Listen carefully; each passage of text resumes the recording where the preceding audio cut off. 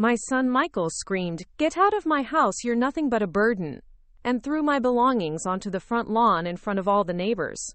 But what he didn't know was that the simple white envelope I left on his kitchen table contained documents that would make him realize he had just made the biggest mistake of his life, one that would cost him everything he thought he was entitled to. Before I tell you how one envelope completely destroyed my ungrateful son's world, please hit that like button and subscribe to support the channel. Also, drop a comment telling me about a time someone completely underestimated what you were capable of because they thought they knew your whole story. Your experiences inspire these videos, and I read every single comment. My name is Dorothy Mae Richardson, but everyone calls me Dot. I'm 72 years old, and until 3 months ago, I was living in the small guest room above my son Michael's garage in Millbrook, Vermont, the same garage where I'd been staying for 2 years after what everyone believed was my financial ruin following my husband's death. If you saw me shuffling around Michael's property, helping with household chores and babysitting my granddaughter Emma, you'd probably think I was just another elderly widow who'd lost everything and was now dependent on her adult child's charity. You might feel sorry for this gray-haired grandmother who seemed grateful for a roof over her head, wearing the same 3 outfits week after week and never seeming to have spending money for anything beyond the basics. You'd see me clipping coupons at Michael's kitchen table, carefully counting out exact change at the grocery store, and graciously accepting hand-me-down clothes from neighbors who felt bad for the poor old woman living in her son's garage. You might even think how generous Michael was for taking in his destitute mother during her time of need. You'd watch me washing dishes after dinner, folding laundry in the basement, and keeping quiet during family discussions because I was grateful for their charity. You'd see an elderly woman who appeared to have no options, no independence, and no value beyond the household tasks she could perform in exchange for basic shelter. And that's exactly what my family thought they knew about me. Quote, "They had no idea that the broke old woman cleaning their bathrooms and doing their laundry had been quietly orchestrating one of the most sophisticated business deals in Vermont's history, while they dismissed me as a useless burden. They saw my humble circumstances and assumed complete dependency. They saw my quiet acceptance of their charity and assumed I had no other options.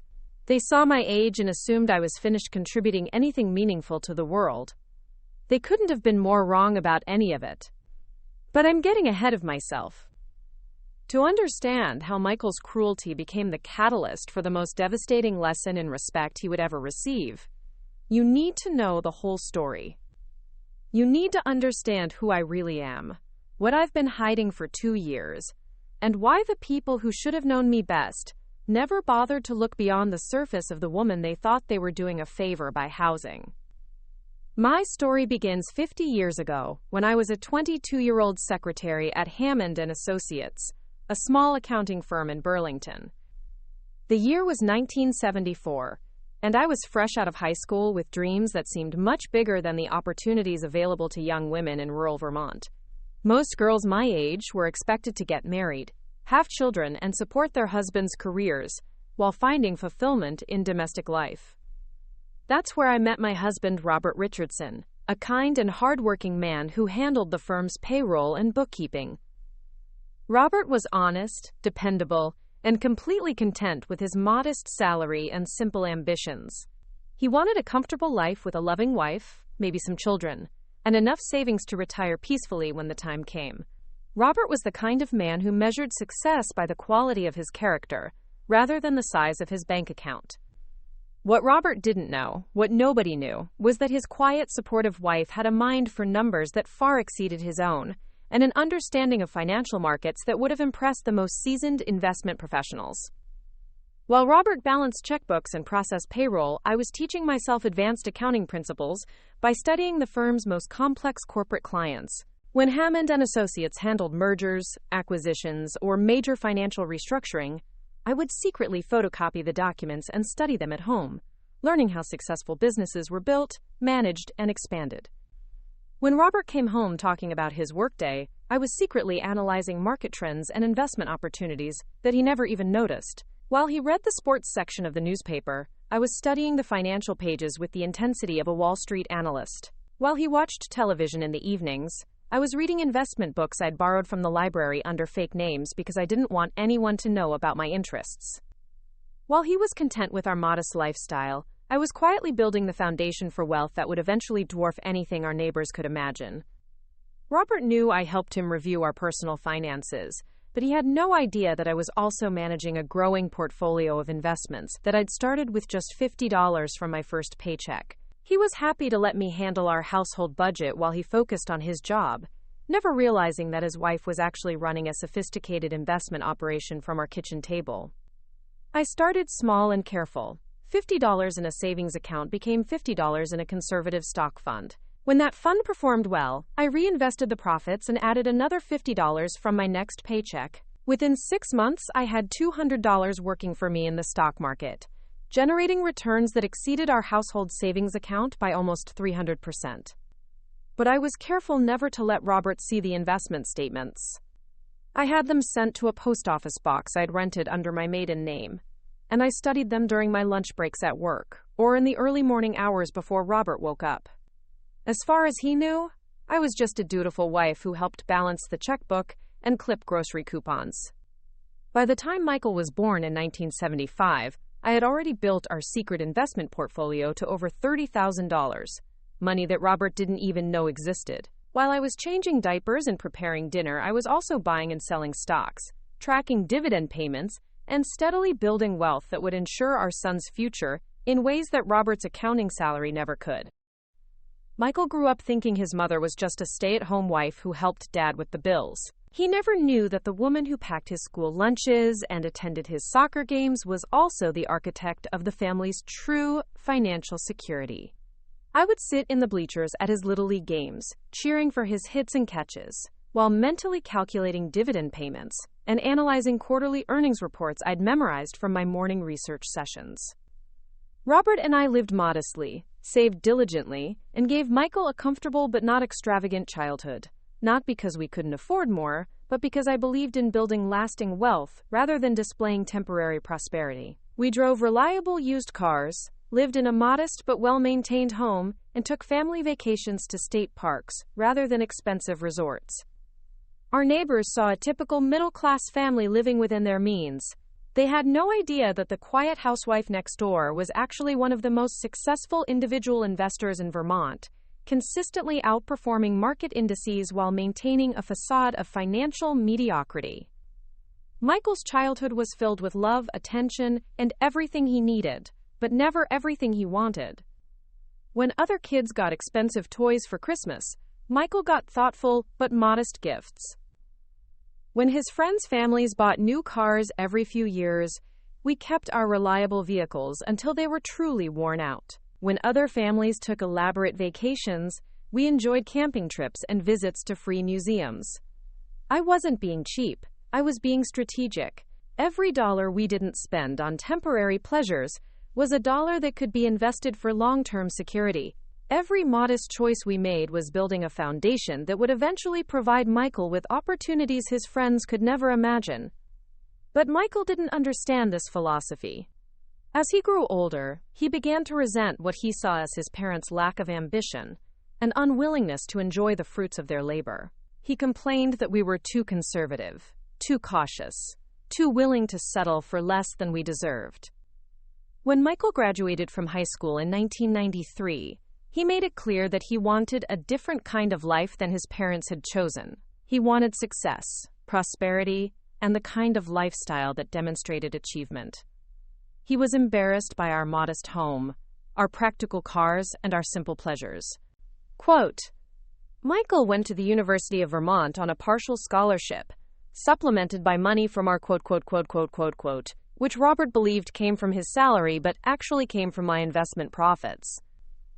Michael studied business, convinced that he would build the kind of wealth and success that his parents had never pursued. During college, Michael met Jennifer Walsh, a bright and ambitious young woman who shared his desire for a more affluent lifestyle.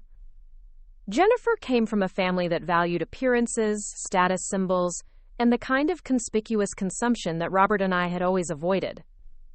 She was sweet and well-meaning, but she couldn't understand why Michael's parents lived so modestly when they could obviously afford better. When Michael and Jennifer got married in 1997, Robert and I paid for a beautiful wedding that cost more than our annual household budget. Michael assumed the money came from loans or credit cards, never questioning how his frugal parents could suddenly afford such an expensive celebration. I was happy to provide that gift for my son, even though it meant revealing more financial capacity than I usually displayed. After the wedding, Michael started his own landscaping business with money he assumed came from Robert's retirement savings. In reality, the $15,000 he needed for equipment and startup costs represented less than 1 week's growth in my investment portfolio. But I let Robert take credit for providing our son's business loan, because maintaining my financial anonymity was more important than receiving acknowledgement for my contributions. Michael's business did well initially. He was hardworking, honest, and skilled at both the creative and practical aspects of landscaping. Within 3 years, he had a steady client base, reliable equipment, and enough income to buy a nice house in the suburbs and start a family with Jennifer. When my granddaughter Emma was born in 2001, I was overjoyed. Emma was a bright, curious child who brought immense happiness to our family. I loved spending time with her, reading stories, teaching her about plants and animals, and watching her discover the world with the wonder that only small children possess. But Emma's birth also marked the beginning of changes in Michael's attitude toward money and success. Jennifer had expensive tastes in baby equipment, children's clothes, and family activities. Michael wanted to provide Emma with every advantage, every opportunity, and every luxury that he felt he'd missed during his own childhood. The landscaping business expanded rapidly as Michael tried to generate the income needed to support Jennifer's spending and his own growing ambitions. He hired additional employees, purchased more equipment, and took on larger commercial contracts that promised higher profits but also required significant upfront investments. When Robert died of cancer 8 years ago, Michael was devastated, and I was heartbroken. Robert had been my partner, my best friend, and the father of my child. His death left a void in my life that I knew would never be completely filled. But I was also prepared in ways that Robert had never fully understood. Robert's life insurance provided a decent benefit of $75,000, which seemed substantial to Michael and Jennifer. They assumed this insurance money, combined with our paid-off house and modest savings account, represented the entirety of his parents' financial legacy. But my investments had grown to over $3.2 million, wealth that I'd been building successfully for decades, while appearing to be nothing more than a devoted housewife and mother. Even then, I didn't tell Michael about the full extent of our assets. He inherited his father's tools and personal effects, and he received a portion of the life insurance money to expand his business. Michael used this money to purchase better equipment and hire more employees, believing he was building success through his own hard work and his father's modest legacy. Michael had married Jennifer with dreams of prosperity, but the reality of small business ownership was more challenging than either of them had anticipated. Jennifer continued to spend money on home improvements, family vacations, and lifestyle upgrades that strained their budget. Michael worked longer hours, took on more clients, and pushed himself harder trying to generate the income needed to satisfy their growing expenses. But Michael's landscaping business struggled more than he admitted to anyone, and more than I initially realized. The first sign of trouble came about 3 years after Robert's death, when Michael started making comments about how expensive it was to maintain our family home. He'd visit for Sunday dinner and mention that the property taxes seemed high for someone on a, quote, fixed income, that the heating costs were probably significant during Vermont winters, and that maybe I should consider downsizing to something more manageable for a widow living alone. The second sign was his increasing interest in my monthly expenses and daily activities. He'd ask pointed questions about my grocery bills, my utility payments, and whether I was managing okay financially. He seemed particularly concerned about my ability to maintain the house properly, often pointing out minor maintenance issues that needed attention and suggesting that keeping up with repairs might be becoming too much for me. Michael would walk through the house during his visits, examining the windows for air leaks, checking the furnace filter, and commenting on the age of appliances as if he were conducting an inspection. He'd suggest that replacing the roof might be expensive, that the driveway needed resurfacing, and that the electrical system was probably outdated. "Mom," he'd say with carefully manufactured concern, "this house is a lot of responsibility for someone your age. Have you thought about what you'll do when major repairs become necessary? The furnace isn't going to last forever, and replacing it could cost thousands of dollars. But the biggest warning sign was how quickly Michael's attitude toward me changed when his business started losing money. Michael's landscaping company had expanded too quickly during the good years, taking on too much debt to finance equipment purchases and payroll expenses. He'd assumed that growth would continue indefinitely, but a severe economic downturn in 2015 caused many of his commercial clients to reduce their landscaping budgets or cancel contracts entirely. Residential clients began doing their own yard work or hiring cheaper competitors. Several large accounts that had provided steady income for years suddenly disappeared as businesses tightened their budgets. Michael was facing serious financial problems, but instead of asking for help or admitting his mistakes to his family, he started looking at my situation as a potential solution to his own difficulties. That's when Michael decided that his aging mother was becoming a quote, burden who needed his management and support. Michael began suggesting that living alone was becoming, too much for me, that maintaining our family home was unrealistic for someone my age, and that I would be much happier in a smaller, simpler living arrangement where I wouldn't have to worry about property maintenance, yard work, or household repairs. He presented his concerns as loving worry about my welfare, but I could see the calculations behind his compassionate expressions. Michael was looking at my house as an asset that could solve his business problems, and he was positioning himself as the dutiful son who was concerned about his mother's welfare. "Mom, I've been thinking about your situation," he'd say during our phone conversations, "and I'm really worried about you living in that big house all by yourself. What if something happens? What if you fall down the stairs or have a medical emergency? What if the furnace breaks down in the middle of winter?" Michael painted scenarios where my independence was dangerous, my living situation was unsustainable, and my stubbornness about maintaining my lifestyle was actually a form of irresponsibility that could endanger my health and safety. The manipulation became more aggressive when Michael's business debts reached critical levels. 2 years ago, Michael called me on a Tuesday evening with what he described as devastating news about his financial situation. His voice was shaking as he explained that his landscaping company was facing bankruptcy, that he was about to lose his house, and that Jennifer was threatening to leave him if he couldn't stabilize their finances. "Mom," he said, his voice filled with the kind of desperation that breaks a parent's heart, "I don't know what we're going to do. We're about to lose everything, and Emma is going to have to watch her family fall apart because her dad failed as a businessman. I've tried everything, loans, credit lines, selling equipment, but nothing is enough to cover what we owe." Michael explained that he needed immediate access to significant capital to save his business and his marriage. He'd already exhausted his credit options, borrowed against his equipment, and used up all of his savings trying to keep the business afloat. The only remaining asset that could generate the money he needed was my house.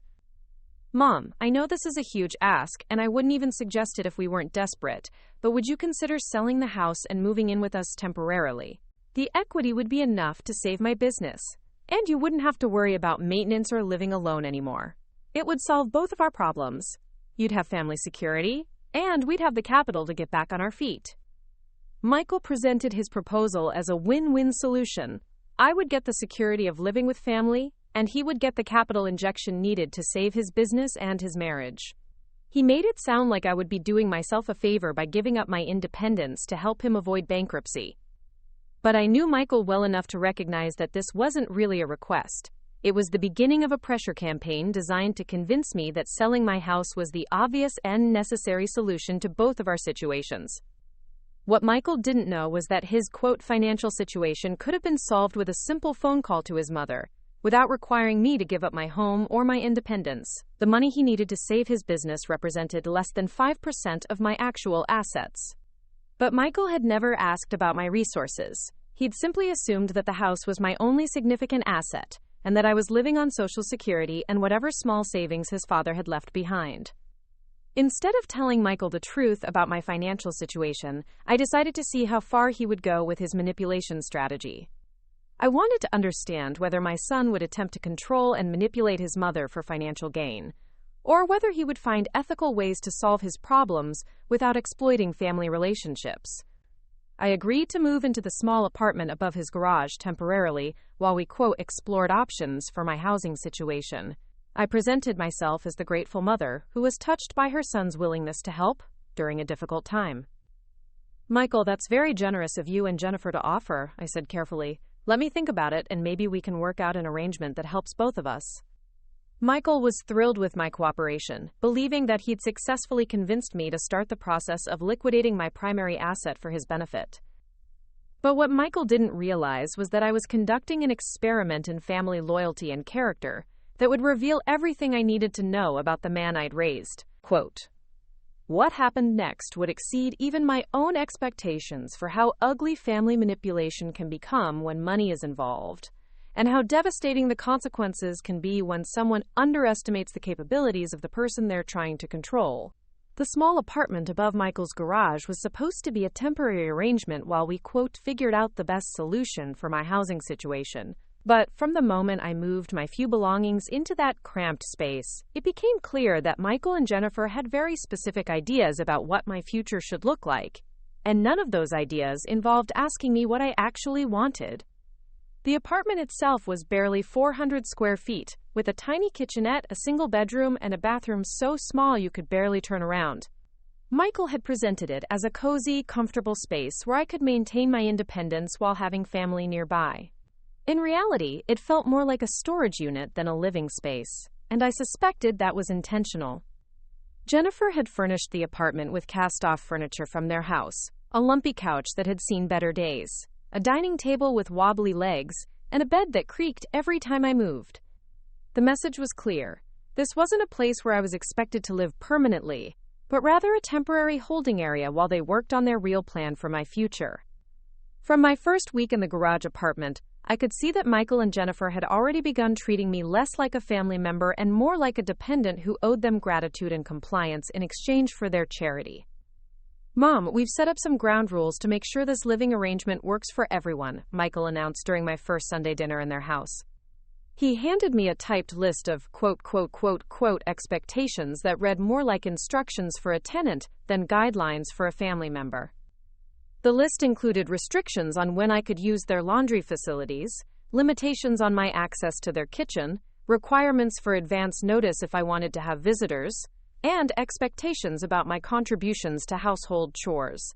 I was expected to help with cleaning, babysitting Emma, and yard work in exchange for my free housing. But the most revealing item on the list was the requirement that I discuss any major financial decisions or expenditures with Michael before proceeding. He wanted veto power over how I spent my own money, presenting this control as quote family financial coordination rather than what it actually was. Supervision designed to prevent me from making any decisions that might interfere with his plans for my assets. Quote, Michael, I said carefully, reading through the list, some of these expectations seem a bit formal for a family arrangement. Mom, we want to make sure everyone's comfortable with the situation. Jennifer and I have never lived with a parent before, and we want to establish clear boundaries so there aren't any misunderstandings or conflicts. Jennifer nodded enthusiastically. We just want to make sure everyone knows what to expect. We're all adjusting to this new dynamic, and having clear guidelines will help everything run smoothly. What they were really saying was that they wanted to establish my subordinate position in their household from the beginning, so I wouldn't develop any sense of entitlement or independence that might interfere with their ultimate goals. Over the next few weeks, Michael's treatment of me evolved from subtle control to increasingly obvious manipulation. He would make comments about my daily activities, my spending habits, and my decision-making that were designed to undermine my confidence and establish his authority over my life. Mom, do you really need to buy name-brand groceries? He'd ask when I returned from shopping. The generic versions are just as good, and you should be thinking about conserving your resources for more important things. When I mentioned wanting to get my hair done at the salon, Michael would frown and suggest that such expenses were frivolous for someone in my financial situation. When I talked about visiting friends or attending community events, he'd express concern about my driving ability and suggest that maybe I should limit my outings to essential errands. Mom, I've been thinking about your car, Michael said one evening as we sat on his back porch. That Toyota is getting pretty old, and I'm worried about you driving it much longer. Maybe it's time to consider giving up driving and relying on family for transportation when you really need it. My car was a 2012 Toyota Camry with less than 60,000 miles. Hardly a vehicle that posed safety concerns. But Michael wanted to eliminate my independence and mobility, making me completely dependent on his family for transportation and, by extension, for access to the outside world. Every suggestion Michael made was presented as concern for my welfare, but the cumulative effect was to isolate me from my previous life and make me increasingly dependent on his approval and assistance for basic activities. Quote, but the most insidious part of Michael's manipulation was how he began involving my granddaughter Emma in his campaign to convince me that living with them permanently was the best solution for everyone. Emma was 9 years old, sweet and loving, and completely unaware that she was being used as a tool in her father's manipulation strategy. Michael would have Emma spend time with me in the garage apartment, talking about how much she enjoyed having Grandma nearby and how sad she would be if I moved away. Grandma, Emma would say as we worked on puzzles together, Daddy says you might not stay with us forever. I hope you don't leave, because I like having you here to read stories and help with my homework. Michael was teaching Emma to express emotional attachment to my presence, but he was also teaching her to see me as someone who needed care and supervision, rather than as an independent adult who was capable of making her own decisions. When Emma would ask questions about why I was living in the garage instead of in my own house, Michael would explain that Grandma's house was too big for her to take care of by herself, and that families needed to help each other when people got older and needed more support. He was training Emma to see my presence as a caregiving obligation rather than a choice, and to understand that elderly people naturally became burdens that younger family members had to manage. 3 months into my stay in the garage apartment, Michael began introducing the topic of my house more aggressively. He'd found a real estate agent who specialized in properties owned by elderly sellers, and he'd started researching the current market value of my home. Mom, I had Maria Santos come take a look at your house, Michael announced during one of our weekly, quote, family meetings, another innovation he'd introduced to formalize discussions about my situation. You had a real estate agent inspect my house without asking me? I just wanted to get a professional opinion about its current condition and market value. Mom, Maria thinks the house could sell quickly in today's market, especially if we price it competitively. She estimates it could bring anywhere from $420,000 to $450,000, depending on how quickly we want to move. Michael had not only arranged for a real estate evaluation without my permission, but he was already talking about pricing strategies and timeline, as if my decision to sell had already been made. Quote, Michael, I haven't decided to sell my house. Mom, I know this is a big decision, but we need to be realistic about the situation. You can't maintain that property forever, and the longer we wait, the more expensive the maintenance becomes. Maria says the roof will need replacement within the next few years, and the heating system is old enough that repairs are becoming difficult and expensive. How does Maria know about the condition of my roof and heating system? I gave her a key so she could do a thorough inspection. Mom, I'm looking out for your interests here. If we're going to sell, we want to know exactly what we're dealing with in terms of repair costs and market positioning. Michael had taken it upon himself to give a stranger access to my home, conduct inspections of my property, and develop marketing strategies for an asset I hadn't agreed to sell. He was treating my house as if it were already his to manage. Michael, that house belongs to me, and I didn't give you permission to have it inspected or evaluated.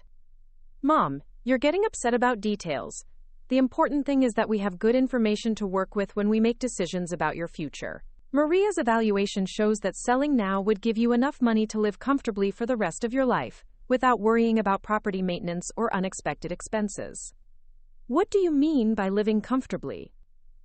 Well, after we pay off any remaining debts and cover the real estate fees, you should have around $400,000 to invest for your retirement. That's enough to generate a decent monthly income. Plus, you'll save all the money you're currently spending on property taxes, insurance, and maintenance. Michael had calculated my entire financial future based on the sale of my house, assuming that the proceeds would represent the totality of my assets. He was planning my retirement lifestyle around an income stream that represented less than 3% of my actual wealth. But more troubling than his financial assumptions was his presumption that he had the right to make these calculations and decisions without my input or consent. Michael, what makes you think I want to sell my house? Mom, be honest with yourself. You're living here with us because maintaining that place was becoming too much for you. You moved into the garage apartment because you recognized that you needed family support. Selling the house is just the logical next step in accepting that your living situation has changed permanently. Michael was rewriting the history of my move to suit his narrative. I hadn't moved in with them because I couldn't maintain my house. I'd moved in to see how they would treat me when they thought I was financially dependent on them. But Michael had convinced himself that my presence proved his assumptions about my declining capabilities and need for management. What if I'm not ready to sell my house? Mom, readiness isn't really the issue here. The issue is what makes practical sense for your situation. You're 72 years old, you're living on a fixed income, and you have an asset that could provide financial security for the rest of your life. Holding onto the house for sentimental reasons isn't fair to yourself or to your family. Not fair to my family? Mom, if something happens to you while you still own that house, Emma and I will have to deal with a complicated estate situation. We'll have to maintain a property we can't afford while going through probate proceedings. It's much better to simplify your assets now, while you're still mentally sharp enough to make good decisions. There it was, the threat that had been lurking beneath all of Michael's concern and manipulation. He was telling me that my mental sharpness was temporary, that my decision-making window was closing, and that I needed to act quickly before I became incompetent to manage my own affairs. Michael was creating a sense of urgency around decisions that didn't need to be rushed, pressuring me to take irreversible actions based on his timeline rather than my own preferences. But he wasn't finished with his pressure campaign. 4 months into my stay, Michael announced that he'd found the perfect long-term living solution for me, Meadowbrook Senior Community, a assisted living facility about 20 minutes from his house. Mom, I want you to come look at this place with me. They have everything you could need: meals, housekeeping, activities, medical support, transportation. You'd have your own apartment, but you'd also have all the services and social opportunities that would make your life easier and more enjoyable. Michael had scheduled a tour of Meadowbrook without asking me, just as he'd arranged the real estate evaluation of my house without my permission. He was moving forward with plans for my future, as if my consent were a formality rather than a requirement. Michael, I haven't agreed to move to assisted living. Mom, I'm not asking you to commit to anything. I'm just asking you to look at your options so you can make an informed decision. Meadowbrook has a waiting list, so if you decide you're interested, we need to get your name on the list soon. A waiting list for what? For their assisted living apartments. Mom, the good facilities fill up quickly, and Meadowbrook is one of the best in the area. They have a beautiful dining room, activity programs, a library, even a small gym. You'd be around people your own age who are dealing with similar life transitions. Michael was describing Meadowbrook as if it were a resort rather than an institution, emphasizing amenities and social opportunities while downplaying the loss of independence and autonomy that moving there would represent. What does Meadowbrook cost? It's very reasonable, especially considering everything that's included. The monthly fee is $4,200, which covers your apartment, all meals, housekeeping, activities, and basic medical monitoring. When you factor in what you're currently spending on food, utilities, and maintenance, it's actually quite economical. Michael had already researched the costs and calculated how my house sale proceeds could fund several years of assisted living. He'd worked out the entire financial equation without involving me in any of the planning or decision-making. But the most revealing part of his Meadowbrook proposal was the timeline he suggested. Mom, they have an apartment available now, but they can only hold it for 30 days. If we want to secure it, we need to put down a deposit this week.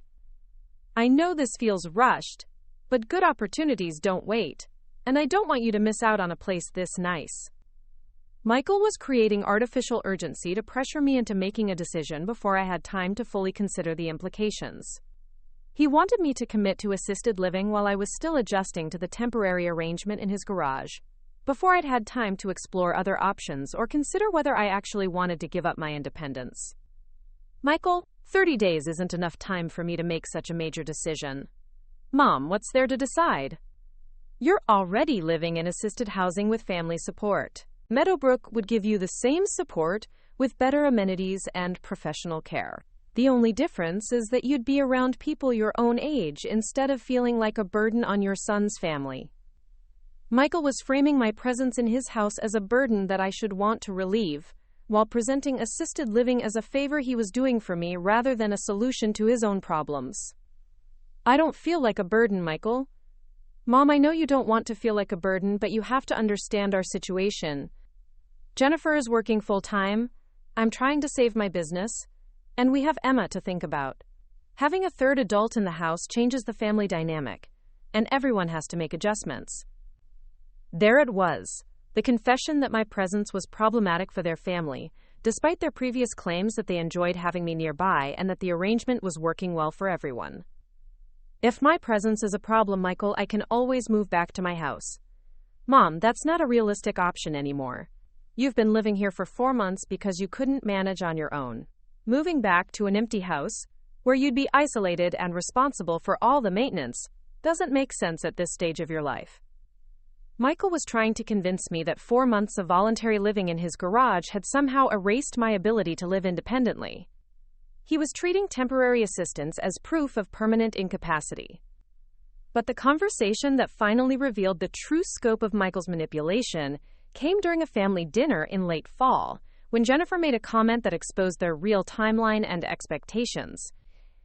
Michael and I have been talking, and we think it would be best if we could get everything settled before the holidays, Jennifer said as she served dessert. The paperwork for Meadowbrook, the house sale, all of that. It would be nice to start the new year with everyone in their permanent situations. Permanent situations? Well, with you settled at Meadowbrook and us able to focus on getting Michael's business back on track.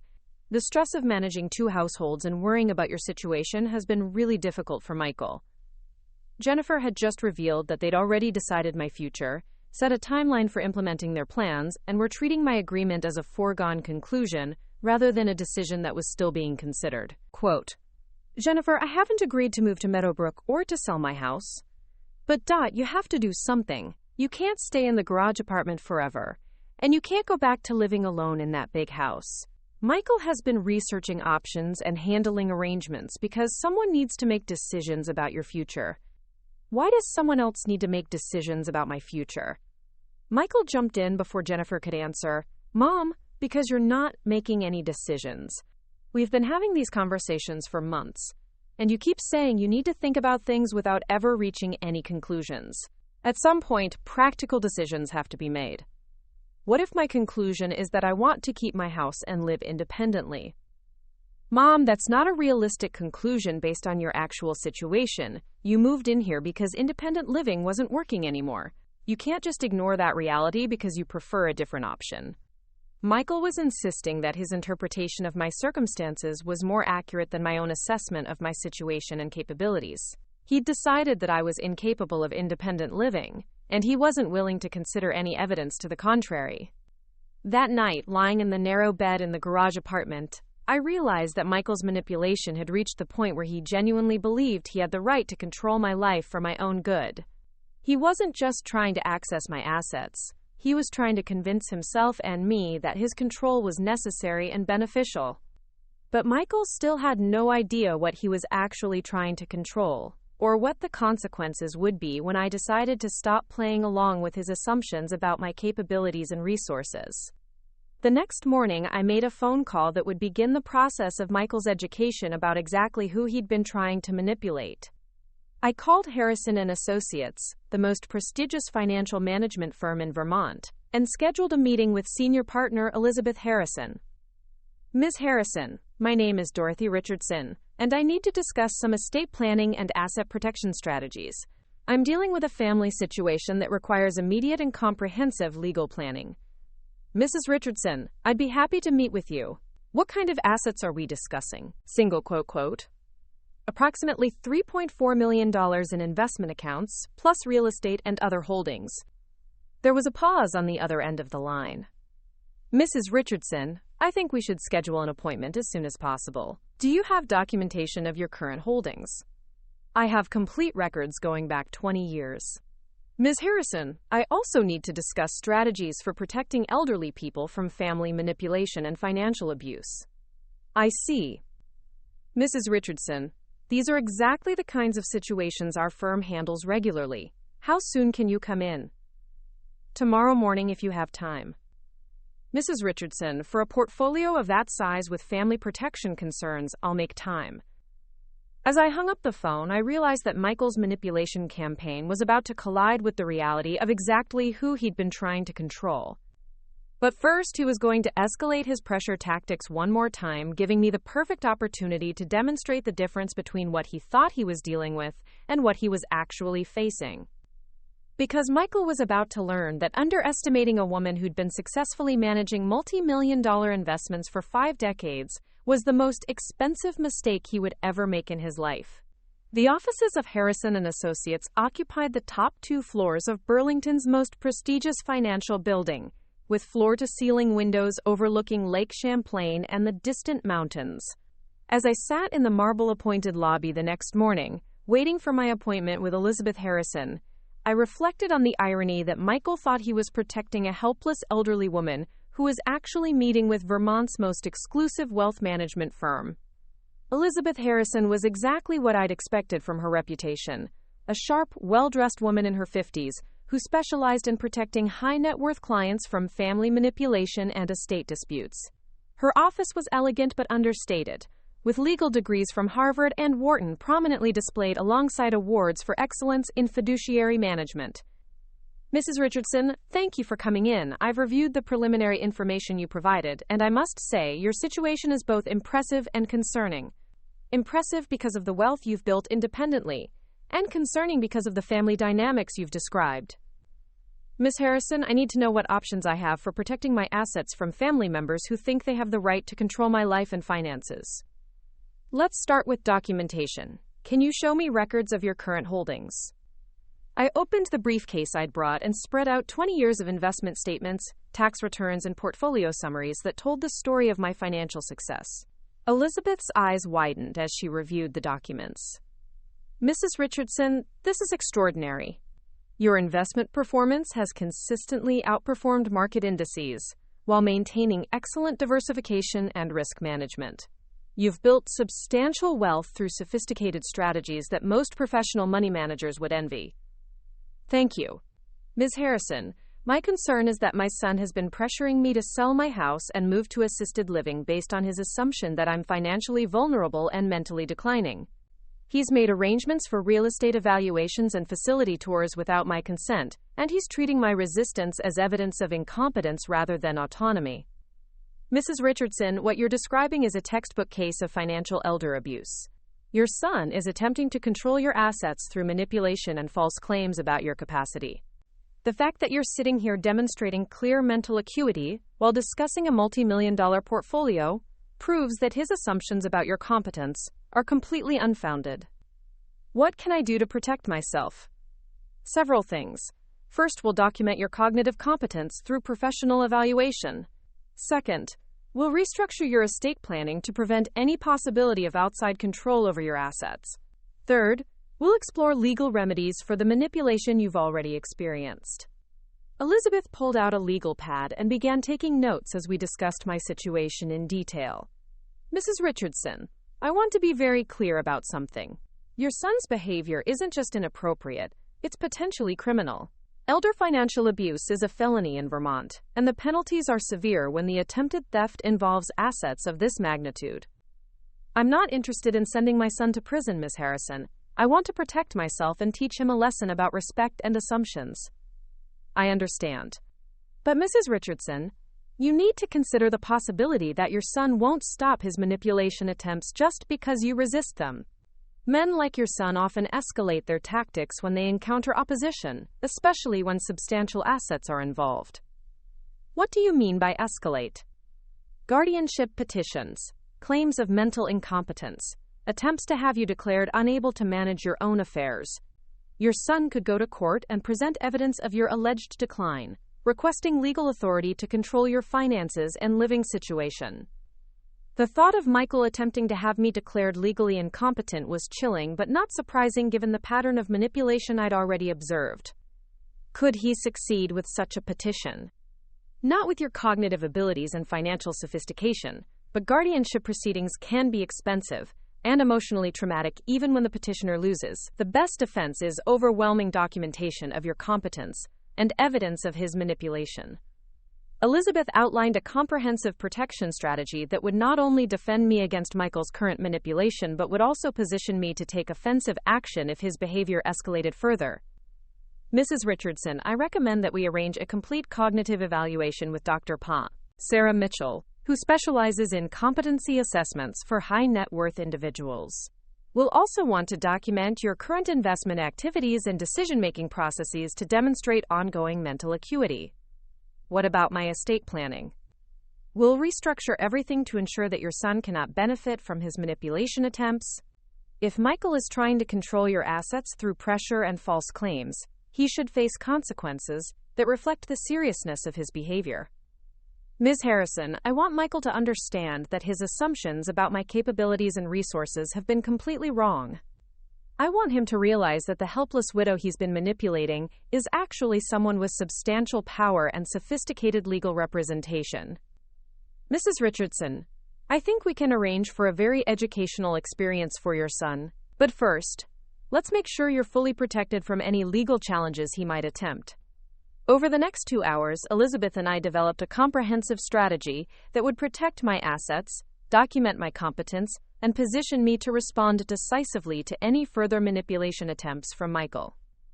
3 days later, I underwent the most thorough cognitive evaluation of my life with Dr. Sarah Mitchell, a neuropsychologist who specialized in competency assessments for complex estate planning situations. Mrs. Richardson, I'm going to conduct a comprehensive evaluation of your cognitive function, including memory, reasoning, problem-solving, and decision-making capabilities. This assessment will provide legal documentation of your mental competence that can be used to defend against any challenges to your autonomy. The evaluation took 6 hours and covered every aspect of cognitive function imaginable. Memory tests that required me to recall detailed information after various time delays. Mathematical calculations that tested my ability to work with complex numbers and percentages. Logical reasoning exercises that assessed my problem-solving skills. Financial decision-making scenarios that evaluated my judgment about investment and estate planning choices.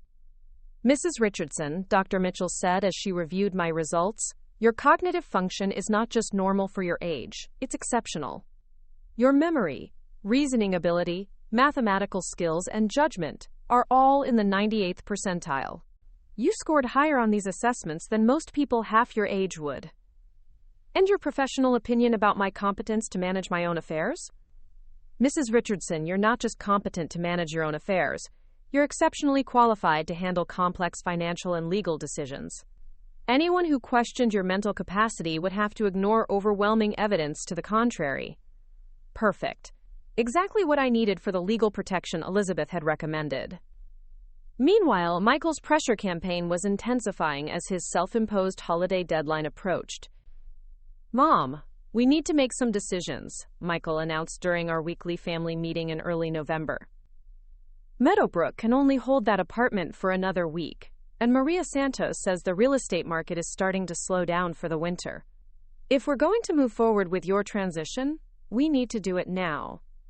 Michael, I haven't agreed to any transition. Mom, you can't just avoid making decisions indefinitely. You're living in a garage apartment because your previous living situation wasn't sustainable. Meadowbrook offers a permanent solution that addresses your needs for social interaction, medical support, and daily assistance. What if I told you that I'm perfectly capable of living independently and managing my own affairs? Michael exchanged glances with Jennifer, and I saw something flicker between them. Impatience, frustration, maybe even anger that I wasn't cooperating with their timeline. Mom, wanting to be independent and being capable of independence are two different things. We've been living with you for 4 months, and we've seen the challenges you face with daily tasks, financial decisions, and practical planning. What challenges? Mom, you forgot to pay your phone bill last month. You got confused about the schedule for garbage pickup. You've had trouble operating the new television remote. These aren't major problems individually, but together they show a pattern of declining function that we can't ignore. Michael was fabricating evidence of cognitive decline based on trivial incidents that had perfectly reasonable explanations. I'd paid my phone bill late because I'd been distracted by investment research, not because I'd forgotten about it. I'd asked about garbage pickup because the schedule had changed, not because I was confused. I'd needed help with the television remote because it controlled a complex entertainment system I'd never used before, not because I was losing my mental faculties. But Michael was presenting these normal moments of adjustment and learning as proof that I was becoming incompetent to manage my own life. Michael, those incidents don't indicate cognitive decline. They indicate adjustment to a new living situation and unfamiliar systems. Mom, denial is part of the aging process. Most elderly people have difficulty accepting that their capabilities are changing, and they resist help even when they clearly need it. Michael was using textbook manipulation tactics, dismissing my self-assessment as denial, presenting his interpretation of my situation as objective reality, and positioning resistance to his control as evidence of the very incapacity he claimed to be addressing. What if you're wrong about my capabilities, Michael? Mom, I'm not wrong. We're living with you every day, we see the struggles you're having, and we're trying to help you make realistic plans for your future. But what if you are wrong? Mom, this hypothetical thinking isn't helpful. We need to deal with the reality of your situation, not with wishful thinking about capabilities you used to have. Michael was so committed to his assessment of my limitations that he couldn't even entertain the possibility that his assumptions might be incorrect. That night, I called Elizabeth Harrison from my garage apartment. Ms. Harrison, Michael is escalating his pressure tactics and setting artificial deadlines for decisions I haven't agreed to make. I think it's time to demonstrate that his assumptions about my situation are completely wrong. Mrs. Richardson, are you ready to reveal your actual financial position? I'm ready to do more than that. I want to show Michael exactly what he's been trying to manipulate, and I want him to understand the legal consequences of elder financial abuse. What did you have in mind? I want to schedule a family meeting where I present my true financial situation and make it clear that his manipulation attempts have been both inappropriate and unsuccessful. Mrs. Richardson, that's a dramatic step. Are you prepared for Michael's reaction when he realizes the magnitude of his miscalculation? Ms. Harrison, I've been preparing for this moment for 4 months. Michael thinks he's dealing with a helpless elderly woman who needs his management and control. It's time for him to learn that he's actually been trying to manipulate someone with more financial resources and legal protection than he could possibly imagine. Mrs. Richardson, when do you want to have this meeting? Thanksgiving Day. Michael has been talking about having everything settled before the holidays. I think Thanksgiving would be an appropriate time for him to learn what he has to be grateful for and what he's about to lose. Elizabeth laughed, but not unkindly. Mrs. Richardson, that's poetic justice. Your son is about to discover that the woman he's been treating like a burden is actually one of the most financially sophisticated people in Vermont. Elizabeth, there's something else I want to do before the Thanksgiving revelation. What's that? I want to buy something that will demonstrate the absurdity of Michael's assumptions about my financial limitations. What kind of purchase were you thinking about? A house. A beautiful, expensive house that will show Michael exactly what his allegedly impoverished mother is capable of affording. Elizabeth was quiet for a moment. Mrs. Richardson, that's a significant statement. What kind of property were you considering? There's a lakefront estate in Shelburne that's been on the market for 6 months. 4,000 square feet, private dock, panoramic views of Lake Champlain. The asking price is $1.8 million. Mrs. Richardson, are you serious about purchasing an $1.8 million home just to prove a point to your son? Elizabeth, I'm serious about purchasing an $1.8 million home because I want to and because I can afford it, and because Michael needs to understand that his assumptions about my financial situation have been completely wrong from the beginning. Mrs. Richardson, buying a luxury home while your son thinks you're financially vulnerable is certainly a dramatic way to make your point. Elizabeth, Michael has spent 4 months treating me like a charity case who should be grateful for his assistance. I want him to understand that the woman he's been trying to control actually has more money than he'll ever see in his lifetime. 2 weeks before Thanksgiving, I made an offer on the Shelburne estate. The sellers accepted my cash offer within 24 hours, and we scheduled a closing for the day after Thanksgiving. Quote, meanwhile, Michael's deadline pressure was reaching fever pitch. Mom, this is the last week Meadowbrook can hold that apartment, Michael announced during our family meeting the Sunday before Thanksgiving. If you don't put down a deposit by Friday, they're going to release it to the next person on the waiting list. Michael, what if I don't want the apartment at Meadowbrook? Mom, what you want and what you need are two different things. You want to maintain your independence, but you need assisted living support. Sometimes families have to make difficult decisions for people they love. Who decided that families have to make decisions for me? Mom, we decided that when you moved in here because you couldn't manage on your own anymore. We're your family, and we're not going to stand by and watch you struggle when we can provide better alternatives. What if I'm not struggling, Michael? Mom, you are struggling. You may not want to admit it, but we can see it every day. The confusion about routine tasks. The difficulty managing finances. The inability to make practical decisions about your future. These are signs that you need help, whether you want to accept it or not. Michael was so committed to his narrative about my decline that he couldn't see any evidence to the contrary. In his mind, my resistance to his plans was just more proof that I was becoming incompetent. Michael, what if you're completely wrong about my situation? Mom, I'm not wrong. Jennifer and I live with you, we see your daily challenges, and we understand your limitations better than you do. But hypothetically, what if you were wrong? Mom, this hypothetical thinking is exactly the kind of unrealistic reasoning that shows you need guidance with major decisions. Michael couldn't even engage with the possibility that his assessment might be incorrect, because doing so would undermine the entire foundation of his manipulation strategy. Michael, I want to have a special family meeting on Thanksgiving Day. I have some things to share with you and Jennifer that I think will clarify my situation for everyone. What kind of things? Information about my financial position and my plans for the future. I think it's time for complete transparency about my resources and capabilities.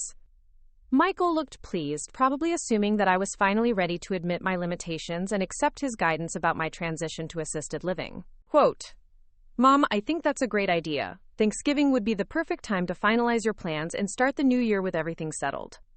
I agree, Michael. Thanksgiving will definitely be the perfect time for everything to be settled. The week before Thanksgiving, I spent my time making final preparations for Michael's education about exactly who he'd been trying to manipulate. I met with Elizabeth Harrison to review legal documents that would protect my assets from any future manipulation attempts. I confirmed the closing date for my new lakefront estate. I arranged for professional photographs of my investment portfolio statements to be prepared for presentation. I even had a formal competency letter prepared by Dr. Mitchell that would demolish any claims about my mental decline. But most importantly, I prepared the envelope that would change everything. The envelope contained documents that would not only reveal my true financial situation, but would also demonstrate the legal consequences that Michael would face if he continued his manipulation attempts. Inside that simple white envelope were bank statements showing my $3.4 million investment portfolio, real estate documents for the lakefront estate I'd just purchased, and a letter from Elizabeth Harrison explaining Vermont's elder financial abuse laws and the penalties that Michael could face for his manipulation attempts. But the most devastating document in the envelope was a new will that I'd prepared, explicitly excluding Michael from my estate because of his attempts to manipulate and control me. Elizabeth, I said during our final meeting before Thanksgiving, I want Michael to understand that his behavior has consequences. The son who tried to steal his mother's assets and independence will inherit exactly what he deserves from his manipulation attempts. Mrs. Richardson, excluding your son from your estate is a dramatic step. Are you certain that's what you want? Elizabeth, Michael has spent 4 months treating me like an incompetent burden who should be grateful for his charity. He's made decisions about my property without my consent, pressured me to give up my independence, and consistently dismissed my autonomy as evidence of mental decline. Those actions have consequences, and Michael is about to learn what those consequences are. Mrs. Richardson, when Michael sees these documents, he's going to realize that he's not just lost access to your assets, he's lost his inheritance because of his own behavior. Exactly, Elizabeth. I want Michael to understand that respect and love cannot be replaced by manipulation and control. The son who saw his mother as an opportunity rather than a person will discover that opportunities can disappear when you misjudge the person you're trying to exploit. Thanksgiving morning arrived crisp and clear, with snow dusting the mountains around Lake Champlain. As I prepared for what would be the most important family meeting of my life, I reflected on how much my relationship with Michael had changed over the past 4 months. 4 months ago, I'd moved into his garage apartment thinking I was conducting an experiment in family loyalty. Instead, I discovered that my own son was willing to manipulate, pressure, and control his elderly mother for financial gain. But Michael was about to discover something that would shock him far more than his behavior had shocked me. He was about to learn that the helpless widow he'd been manipulating was actually one of the wealthiest women in Vermont, and that his attempts to control her had cost him everything he thought he was going to gain. The envelope sitting on my nightstand contained documents that would destroy Michael's understanding of everything he thought he knew about his mother, his inheritance, and his future. But first, I had to endure one final Thanksgiving dinner with the family that had spent 4 months treating me like a burden they were generously supporting. Because after today, everything would change, and Michael would spend the rest of his life remembering the moment he learned that calling someone helpless can be the most expensive mistake you ever make. Thanksgiving Day began like every other morning in the Richardson household, with Michael and Jennifer bustling around the kitchen, preparing what they believed would be a celebration of family togetherness and my final acceptance of their plans for my future. The irony wasn't lost on me that they were preparing a feast to commemorate gratitude while having spent the past 4 months demonstrating nothing but entitlement and manipulation toward the family member they claimed to be helping. "Grandma Dot, are you excited about today?" Emma asked as she helped me set the dining room table with Jennifer's best china. My granddaughter was wearing a new dress for the occasion, completely unaware that this Thanksgiving would be unlike any other in our family's history. "Yes, sweetheart, I'm very excited about today. I think everyone is going to learn some very important things about our family." "Daddy says you're going to tell us about your plans for next year. Are you really going to move to that place with the other grandmas?" Emma's innocent question broke my heart. Michael had been preparing her for my departure to assisted living, as if it were already decided, teaching his daughter that elderly family members naturally became burdens who needed to be warehoused with, quote, other grandmas when they became inconvenient. "Emma, I think my plans for next year are going to surprise everyone, including your daddy. Will you still be able to visit me and help with my homework?" "Sweetheart, I'll always be part of your life. But the way our family works together might change after today in ways that will be better for everyone." As Emma and I finished setting the table, I could hear Michael and Jennifer in the kitchen discussing their timeline for my transition to Meadowbrook and the logistics of selling my house. They were treating my future as a project they were managing, rather than decisions that belonged to me. "The deposit for Meadowbrook is due tomorrow," Jennifer was saying, "and Maria Santos wants to list the house by December 1st to catch any buyers who want to close before the end of the year." "I know the timing is tight," Michael replied, "but Mom seems ready to accept the reality of her situation. I think today's conversation will finalize everything." They were so confident that their manipulation had succeeded that they were already celebrating their victory over my autonomy. Michael genuinely believed that his pressure campaign had convinced me to surrender my independence voluntarily, making him the dutiful son who had guided his confused mother toward appropriate care. But Michael was about to discover that his, quote, confused mother had been planning his education for weeks, and that the lesson he was about to receive would be more devastating than anything he could imagine. At exactly 2 o'clock, as we gathered around the dining room table for our traditional Thanksgiving feast, Michael raised his wine glass for what he clearly intended to be a toast celebrating his successful manipulation of my living situation. "I want to say how grateful I am that we can be together as a family today," Michael began, his voice filled with the false warmth of someone who believed he was about to achieve his goals. "This year has brought challenges for all of us, but it's also brought us closer together. Mom, Jennifer and I want you to know how much we've enjoyed having you stay with us, and how excited we are to help you transition to the next chapter of your life." Jennifer nodded enthusiastically. "Dot, having you here has been such a blessing. Emma loves having her grandmother nearby, and Michael and I have learned so much about the importance of family taking care of each other." "Taking care of each other," I repeated slowly. "That's an interesting phrase, Jennifer. What do you think it means to take care of family?" "Well, it means making sure everyone is safe and comfortable and has what they need. It means making difficult decisions sometimes, even when they're not popular, because you love someone enough to do what's best for them." Jennifer was describing manipulation as love, control as care, and my resistance to their plans as ingratitude rather than autonomy. Michael, I said, turning to my son, you mentioned being grateful. What are you most grateful for this year? Mom, I'm grateful that we've been able to help you during this difficult transition in your life. I'm grateful that we found solutions to your housing and care needs. And I'm grateful that you've been open to accepting help, even when it meant giving up some independence. Michael was rewriting history again, presenting his manipulation as help and my resistance as eventual cooperation. That's very interesting, Michael. And what are you looking forward to in the coming year? Quote. Mom, I'm looking forward to seeing you settled and happy at Meadowbrook, knowing that you're getting the care and social interaction you need. I'm looking forward to Jennifer and me being able to focus on Emma and my business, knowing that you're in good hands. And you believe that my moving to assisted living and selling my house are the best solutions for my situation? Mom, I know they are. We've researched everything carefully, we've found excellent options, and we've worked out all the financial details. You'll be secure and comfortable, and our family will have peace of mind knowing that you're properly cared for. Michael was so confident in his assessment and his plans that he couldn't imagine any scenario where his conclusions might be wrong. Michael, before we finalize these plans, I have some information to share with you that might affect your understanding of my situation. What kind of information, Mom? I reached into my purse and pulled out the white envelope that contained documents that would destroy every assumption Michael had made about my financial situation and capabilities. Information about my actual financial position and my real plans for the future. Michael and Jennifer exchanged glances, probably expecting me to present some minor savings account or insurance policy that they'd overlooked in their calculations. Mom, we've already reviewed your financial situation pretty thoroughly. We know about your Social Security, Dad's pension benefits, and the equity in your house. Is there something else we should know about? Yes, Michael, there's quite a bit else you should know about. I opened the envelope and spread the first document across the dining room table. It was a portfolio summary from Harrison & Associates showing my investment holdings as of November 20th. Total value, $3,847,000. The silence that followed was deafening.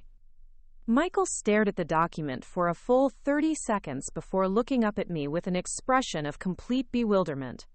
Mom, what is this? This is a summary of my investment portfolio, Michael. My actual investment portfolio, which I've been managing successfully for over 40 years.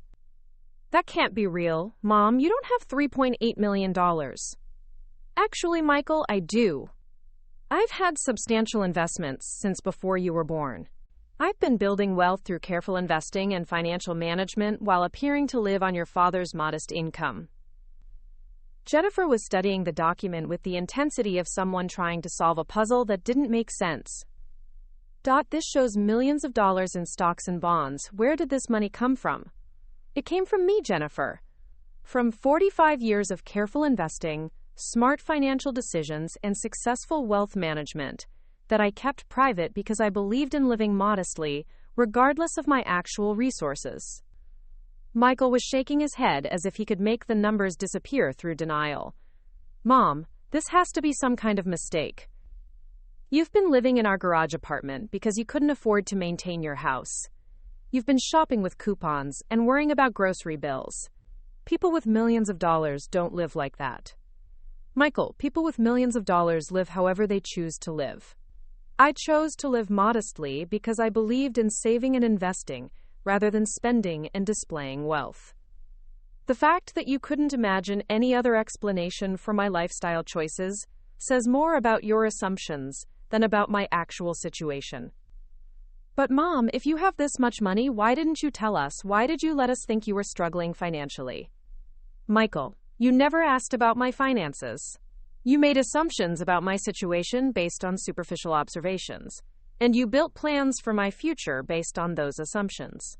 You never once inquired about my actual resources or capabilities. I pulled out the second document from the envelope, the purchase agreement for my new lakefront estate in Shelburne. This is the contract for the house I bought last week, 4,000 square feet on Lake Champlain, which I purchased with cash for $1.8 million. If the portfolio statement had shocked them, the real estate purchase agreement left them speechless. Michael's face had gone completely white, and Jennifer was making small gasping sounds as she tried to process what she was seeing. "You bought a house?" Michael whispered. "I bought a beautiful home, Michael. A home that I can afford easily. And a home where I'll live independently while enjoying the kind of lifestyle that my investments can support." "But Mom, why would you buy an expensive house when we'd already arranged for you to move to assisted living?" Michael, you arranged for me to move to assisted living. I never agreed to that arrangement. You made plans for my future without my consent, based on assumptions about my capabilities and resources that were completely incorrect. "But the apartment at Meadowbrook, the deposit that's due tomorrow." "Michael, I will not be moving to Meadowbrook. I will not be selling my family home. And I will definitely not be placing my financial decisions under your supervision or control." Michael was struggling to reconcile the evidence in front of him with everything he thought he knew about my situation. "Mom, I don't understand. If you have all this money, why have you been living in our garage? Why have you been acting like you needed our help?" "Michael, I moved into your garage apartment to see how you would treat me when you thought I was financially dependent on you. I wanted to understand whether my son would respect and love his mother regardless of her circumstances, or whether he would see her apparent vulnerability as an opportunity for manipulation and control." "That's not fair, Mom. We were trying to help you." "Michael, you were trying to control me.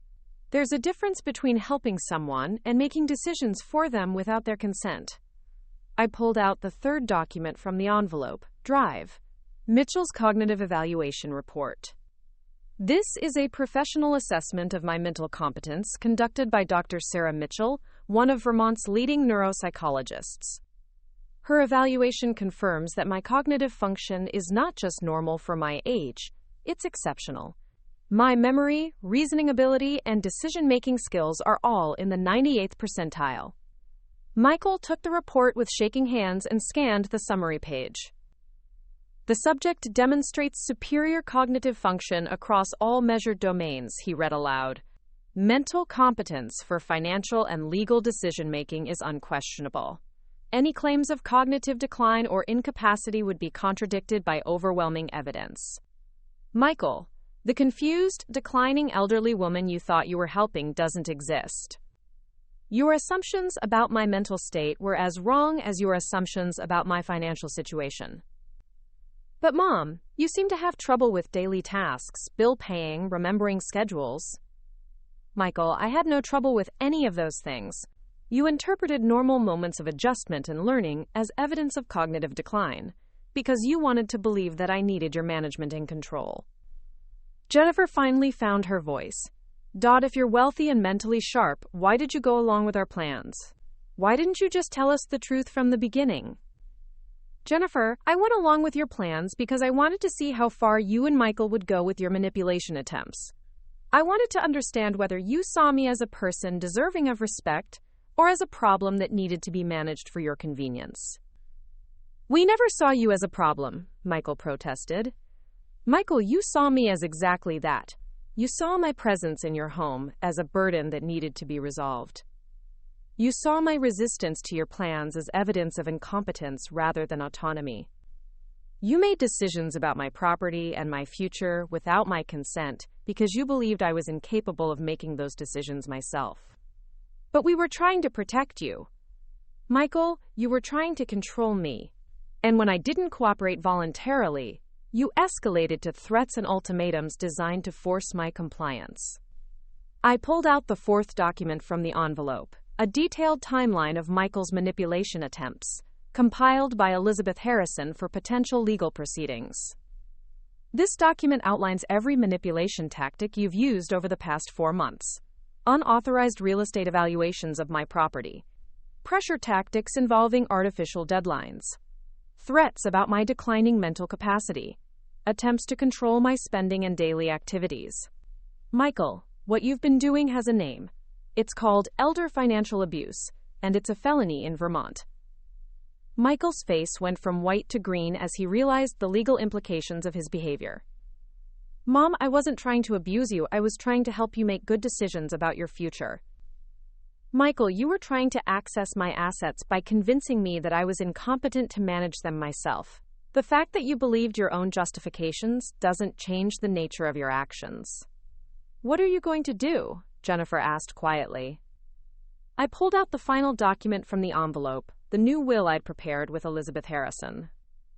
This is my new will, prepared last week with Vermont's most prestigious estate planning firm. Michael, because of your attempts to manipulate and control me, you have been completely excluded from my estate. The effect of this announcement was immediate and devastating. Michael's hands started shaking as he reached for the will. Mom, you can't be serious. Michael, I'm completely serious. The son who tried to convince his mother that she was incompetent so he could control her assets will inherit exactly what he deserves from those manipulation attempts. Nothing. But I'm your only child. I'm your family. Michael, family members don't manipulate each other for financial gain. Family members don't make major decisions about each other's lives without consent. Family members don't treat each other as burdens to be managed, rather than people to be respected. Mom, I made mistakes, but I was trying to help you. I thought you needed guidance and support. Michael, you never asked what I needed. You decided what I needed based on your assumptions about my limitations, and then you pressured me to accept your decisions regardless of my preferences. I can change, I can do better. Mom, please don't cut me out of your will because of misunderstandings. Michael, these weren't misunderstandings. These were choices you made about how to treat your mother when you thought she was vulnerable and dependent. You revealed your true character when you believed I couldn't defend myself, and that character doesn't deserve to benefit from the wealth you tried to steal. Jennifer was crying now, probably realizing that Michael's manipulation attempts had cost their family millions of dollars. Isn't there anything Michael can do to fix this? Can't we work something out? Jennifer, Michael spent 4 months demonstrating that he saw his mother as an opportunity rather than a person. He can't undo that demonstration, and I won't reward that behavior with an inheritance. Michael was now desperate, grasping for any argument that might salvage his inheritance. Mom, what about Emma? Are you going to punish your granddaughter because of mistakes I made? Michael, Emma will be provided for through a trust that you cannot access or control. She'll receive an excellent education and financial security, but those benefits will come with conditions that ensure she learns to respect elderly people rather than manipulating them. What conditions? Quote, Emma will inherit her trust when she reaches age 25, but only if she demonstrates respect for elderly people through volunteer work and advocacy. She'll learn that wealth comes with responsibility, and that family relationships are based on love and respect rather than financial convenience. The room was completely silent as Michael and Jennifer processed the magnitude of their losses. The millions of dollars they'd expected to inherit were gone. The elderly woman they'd treated as a burden was actually one of the wealthiest people in Vermont. The manipulation campaign they'd thought was succeeding had actually been documented for potential criminal prosecution. Mom, Michael said finally, his voice barely audible, what happens now? Now, Michael, you learn to live with the consequences of treating your mother like an incompetent burden instead of the capable, successful woman she actually is. Can I visit you at your new house? Michael, you can visit when you've learned to treat me with the respect and dignity that every person deserves, regardless of their age or circumstances. Until then, you're not welcome in my home or my life. How long will it take for me to prove that I've changed? Michael, I don't know if you can change. You spent 4 months manipulating and controlling your mother because you thought she was helpless. That behavior reveals something fundamental about your character that can't be fixed with apologies or promises. But I love you, Mom. Michael, love doesn't manipulate, love doesn't control, love doesn't make major decisions about someone's life without their consent. What you've shown me isn't love. It's entitlement and greed disguised as concern. I stood up from the dining room table and walked toward the door, leaving the documents spread across the surface like evidence in a courtroom. Where are you going? Jennifer asked. I'm going to my new home, where I'll live independently and make my own decisions about my life and my future. Michael and I are done here. Mom, wait, Michael called out, following me toward the door. We need to talk about this. We can work something out. I turned to face my son one last time. Michael, there's nothing to work out. You've shown me exactly who you are when you think someone is vulnerable and defenseless. I'm not vulnerable, I'm not defenseless, and I'm not your victim. The helpless widow you thought you were manipulating never existed, and the wealthy mother you're trying to reconcile with doesn't forgive family members who treat her like a burden. But Mom, I'm your son. Michael, you're the man who tried to steal his mother's independence and assets because he thought she was too stupid and weak to stop him. The fact that you're my son makes your behavior worse, not better. As I walked out the door of Michael's house for the last time, I could hear him and Jennifer arguing in panicked voices about what they were going to do without the inheritance they'd been counting on. But their panic was no longer my concern. I had spent 4 months being treated like a burden by people who should have loved and respected me. I had endured manipulation, control, and condescension from family members who saw my apparent vulnerability as an opportunity for financial gain. Now Michael was experiencing his own kind of vulnerability, the vulnerability of realizing that his assumptions about his mother had cost him everything he thought he was entitled to inherit. But unlike the vulnerability I had pretended to have, Michael's vulnerability was real, permanent, and entirely the result of his own choices. As I drove away from Michael's house in my old Toyota Camry, heading toward my new lakefront estate, I reflected on the perfect justice of how everything had turned out. Michael had spent months trying to convince me that I was too incompetent to manage my own life, and in the process, he had proven that he was too incompetent to manage a relationship with his own mother. The son who had called me a burden was about to discover what it felt like to carry the burden of losing millions of dollars because of his own greed and manipulation. And the envelope I had left on his kitchen table would serve as a permanent reminder that underestimating someone can be the most expensive lesson you ever receive, especially when the person you're underestimating has spent 50 years proving exactly how wrong your assumptions can be. The drive to my new lakefront estate in Shelburne took 45 minutes through the rolling hills of Vermont, but it felt like a journey between two completely different worlds. Behind me was the life where I'd been treated as a burden, a problem to be managed, an elderly woman whose opinions didn't matter and whose autonomy was negotiable. Ahead of me was a life where I would be recognized for exactly what I was, a successful, independent, financially sophisticated woman who had earned the right to live on her own terms. As I pulled into the circular driveway of my new home, watching the late afternoon sun reflect off the windows overlooking Lake Champlain, I felt a satisfaction that had nothing to do with luxury and everything to do with justice. This wasn't just a beautiful house. It was a symbol of everything Michael had underestimated about my capabilities and resources. The house was everything the listing had promised and more.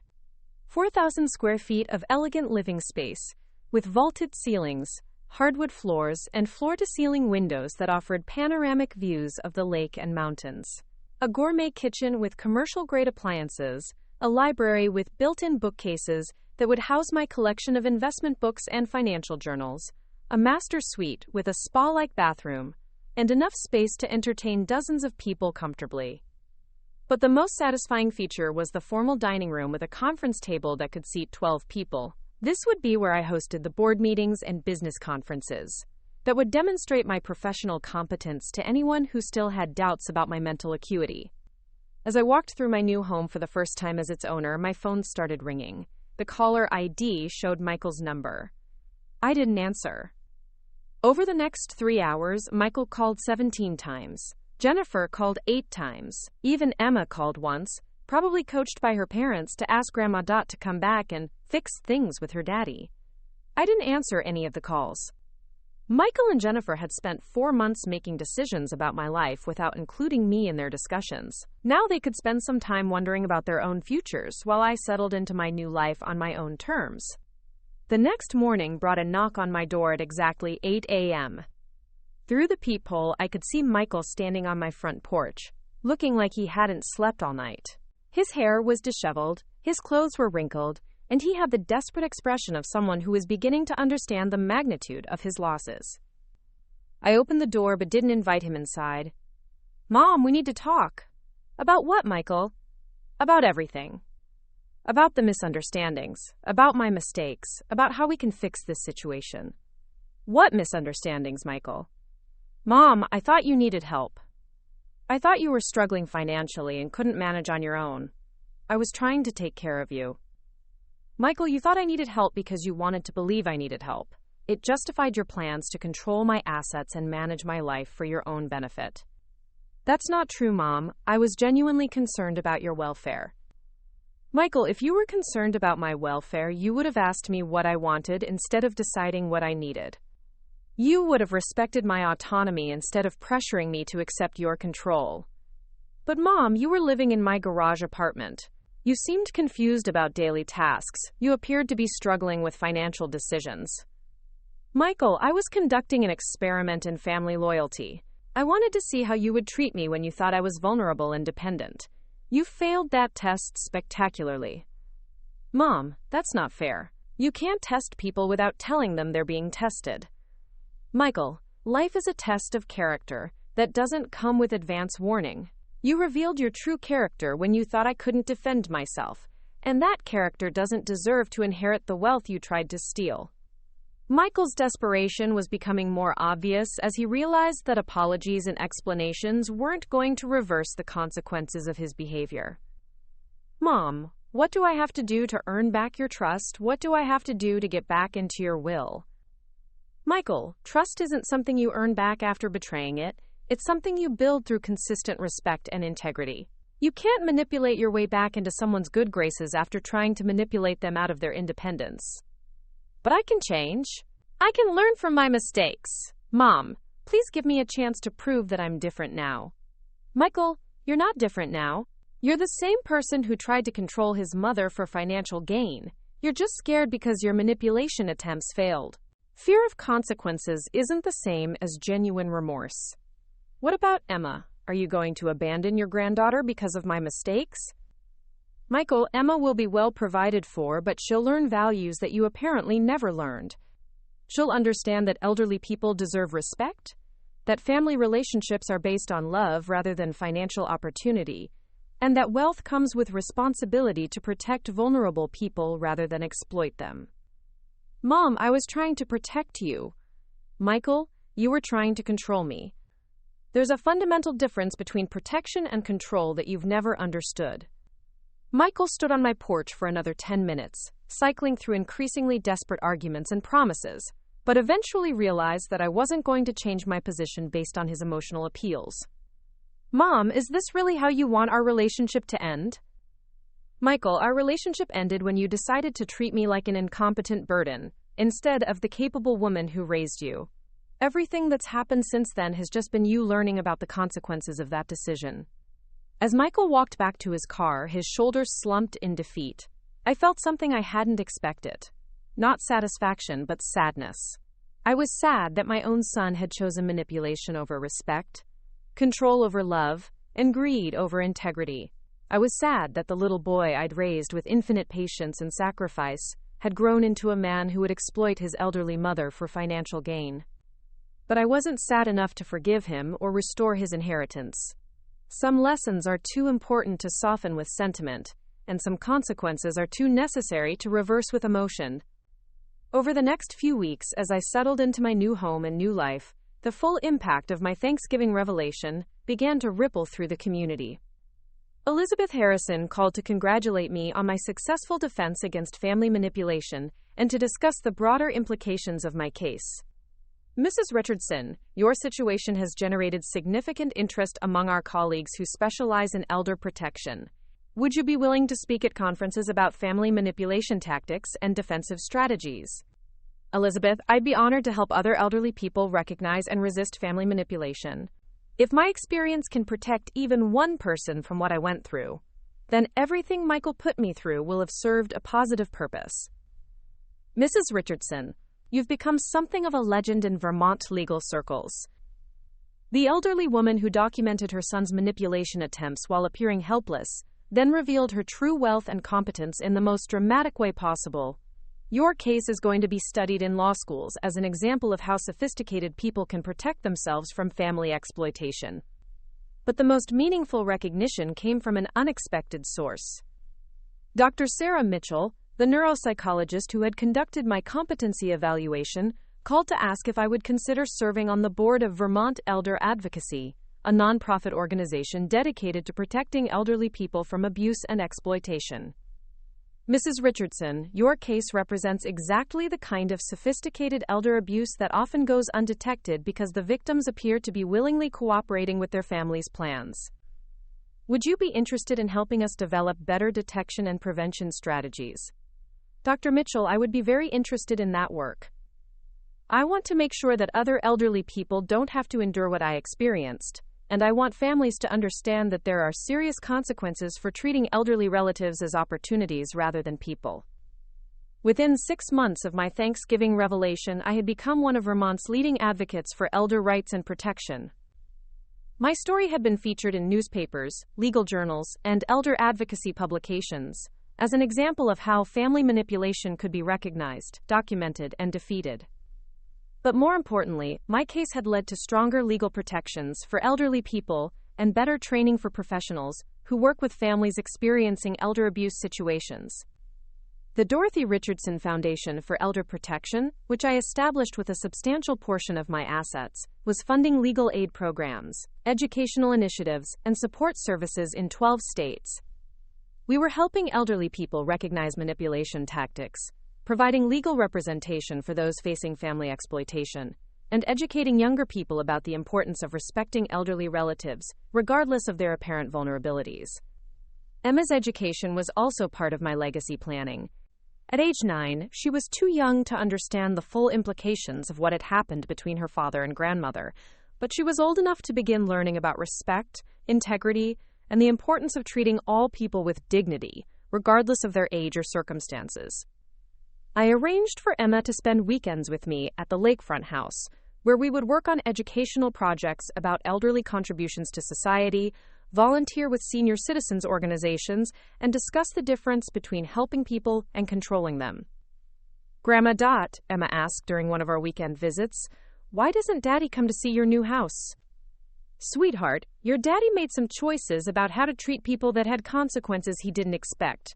Sometimes when we make poor choices, we have to live with results we don't like. Did Daddy make poor choices about you? Yes, Emma, he did.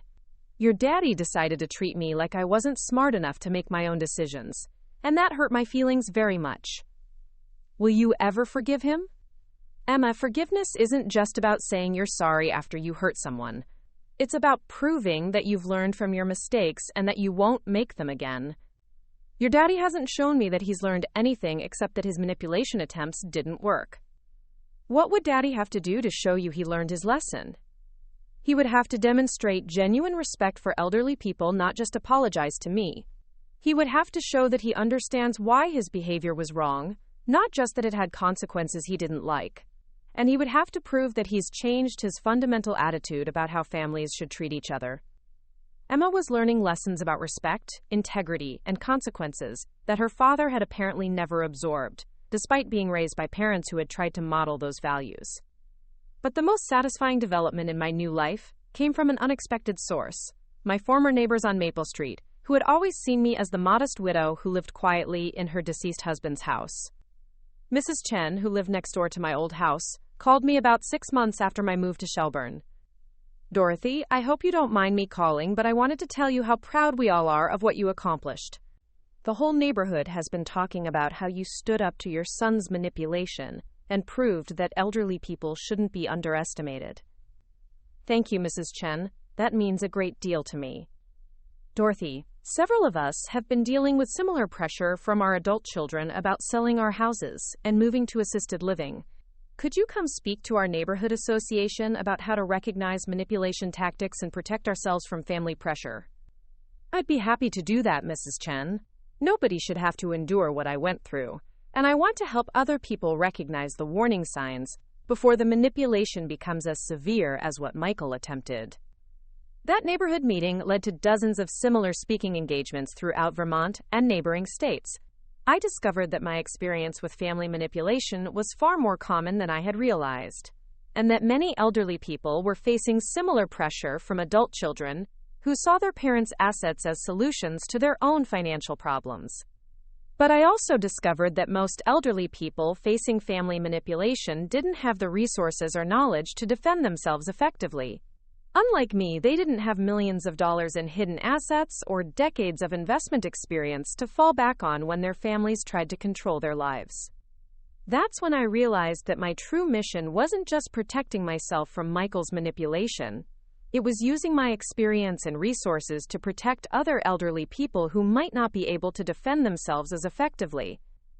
The Richardson Foundation expanded its programs to include direct financial assistance for elderly people facing family manipulation, legal representation for those challenging guardianship petitions, and emergency housing for seniors who needed to escape abusive family situations.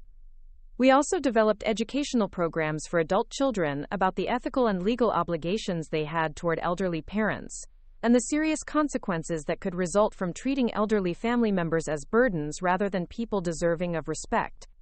1 year after my Thanksgiving revelation, I received a letter that made all of the pain and betrayal of Michael's manipulation worthwhile. Quote, the letter was from Margaret Santos, an 84-year-old woman in New Hampshire, whose daughter had been pressuring her to sell her house and move to assisted living so the daughter could access the proceeds to pay off credit card debts. Dear Mrs. Richardson, the letter began, I attended your presentation at the Manchester Senior Center last month, and I wanted to thank you for giving me the courage to stand up to my daughter's manipulation attempts. After hearing your story, I realized that I didn't have to accept my daughter's assessment of my capabilities or agree to her plans for my future.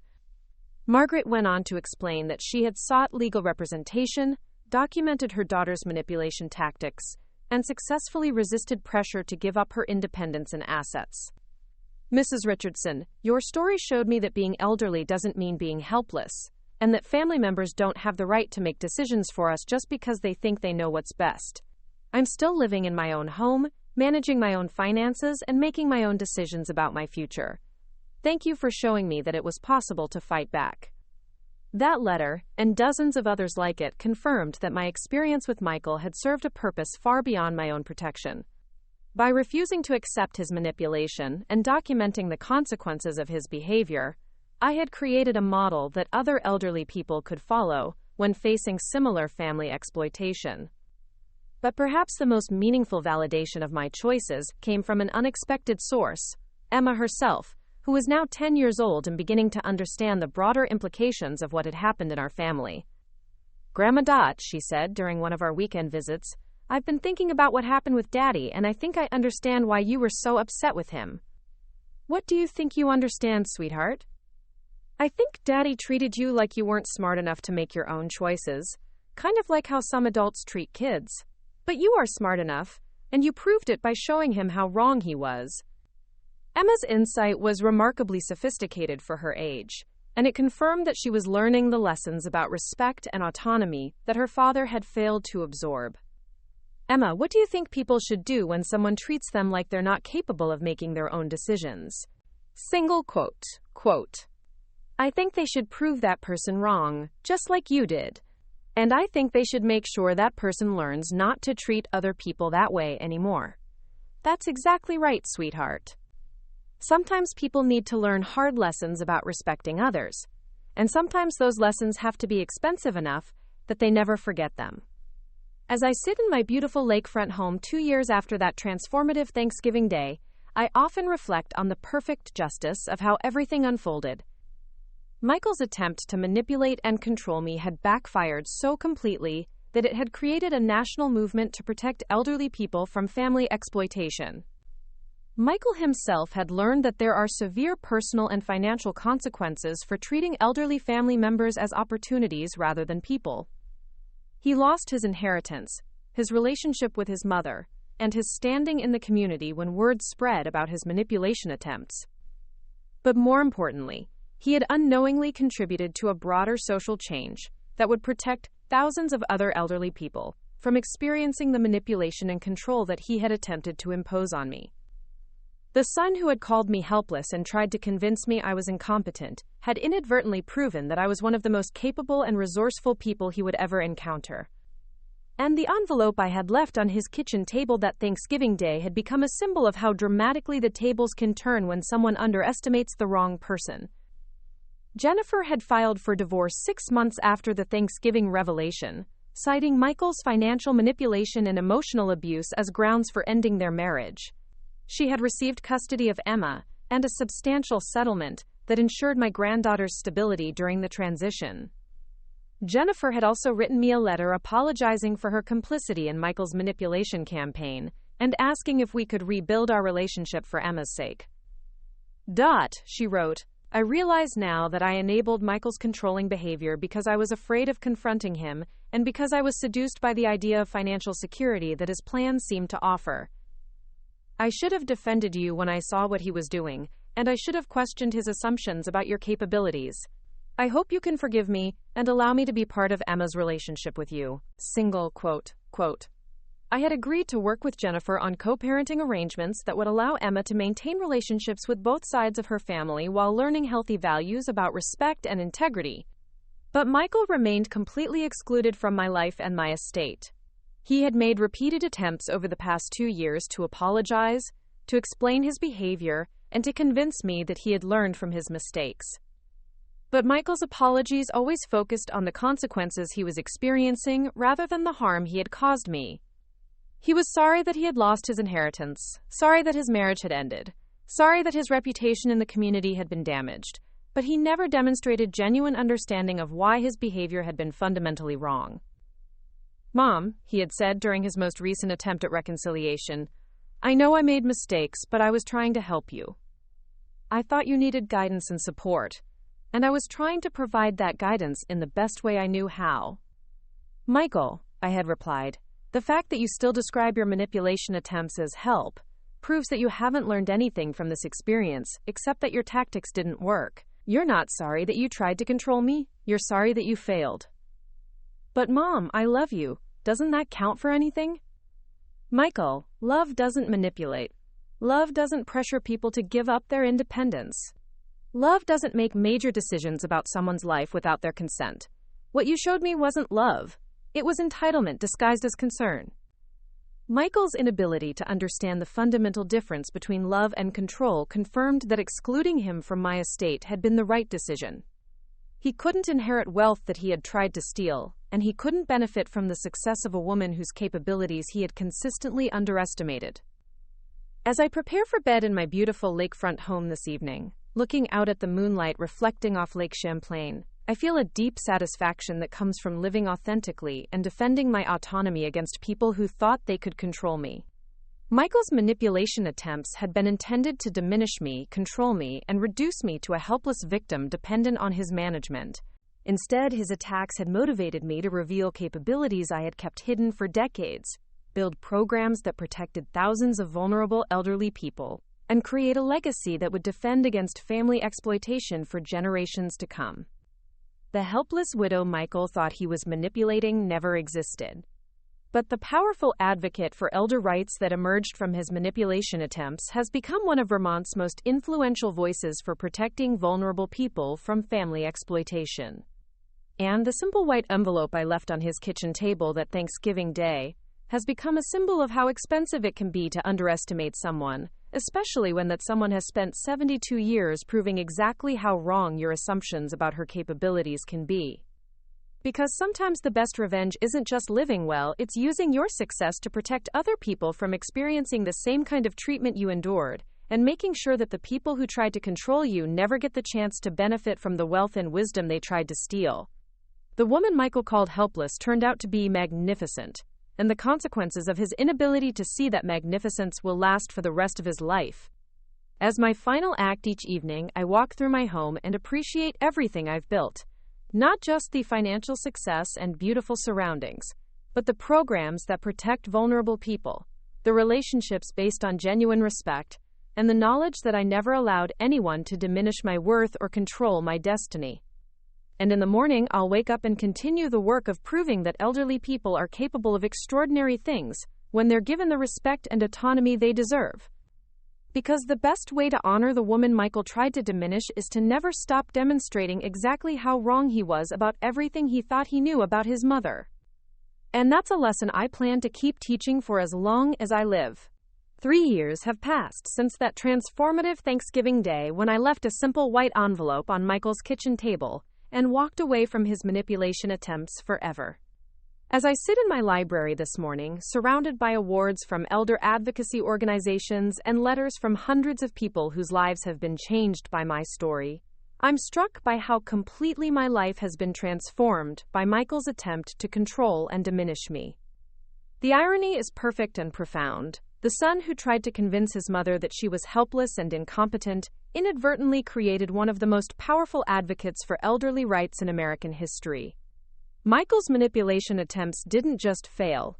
They backfired so spectacularly that they generated a movement that has protected thousands of vulnerable people from exactly the kind of exploitation he attempted. This morning's mail brought 3 letters that perfectly illustrate how far the ripple effects of that Thanksgiving confrontation have spread. The first letter came from Dr. Patricia Williams at Harvard Law School, inviting me to deliver the keynote address at their annual symposium on elder protection law. Mrs. Richardson, she wrote, your case has become the gold standard for how sophisticated individuals can document and defeat family manipulation attempts. Your strategies are now taught in law schools across the country as examples of proactive elder protection. The second letter came from Senator Margaret Chen of Vermont, informing me that the state legislature had passed the Richardson Elder Protection Act, which strengthened penalties for family financial abuse and established better legal protections for elderly people facing manipulation from relatives. Your courage in standing up to family exploitation, the senator wrote, has created legal protections that will defend vulnerable Vermonters for generations to come. But the third letter was the most meaningful of all. It came from Emma, now 13 years old and remarkably mature for her age, written in her careful handwriting on personalized stationery. Dear Grandma Dot, she wrote, I wanted you to know that I'm presenting my science fair project about ageism and elder abuse next week, and I'm dedicating it to you. I've learned so much about respecting elderly people and recognizing when families are being manipulative instead of helpful. I hope I never treat anyone the way Daddy treated you, and I hope I can help other kids learn about treating elderly people with dignity and respect. Emma's letter confirmed that the most important lesson of this entire experience was being passed to the next generation.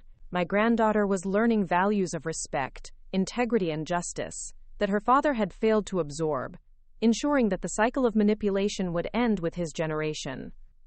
As I prepared for my morning walk along the lake, my phone rang. The caller ID showed a number I didn't recognize, but when I answered, I heard a familiar voice that I hadn't heard in over a year. Mom?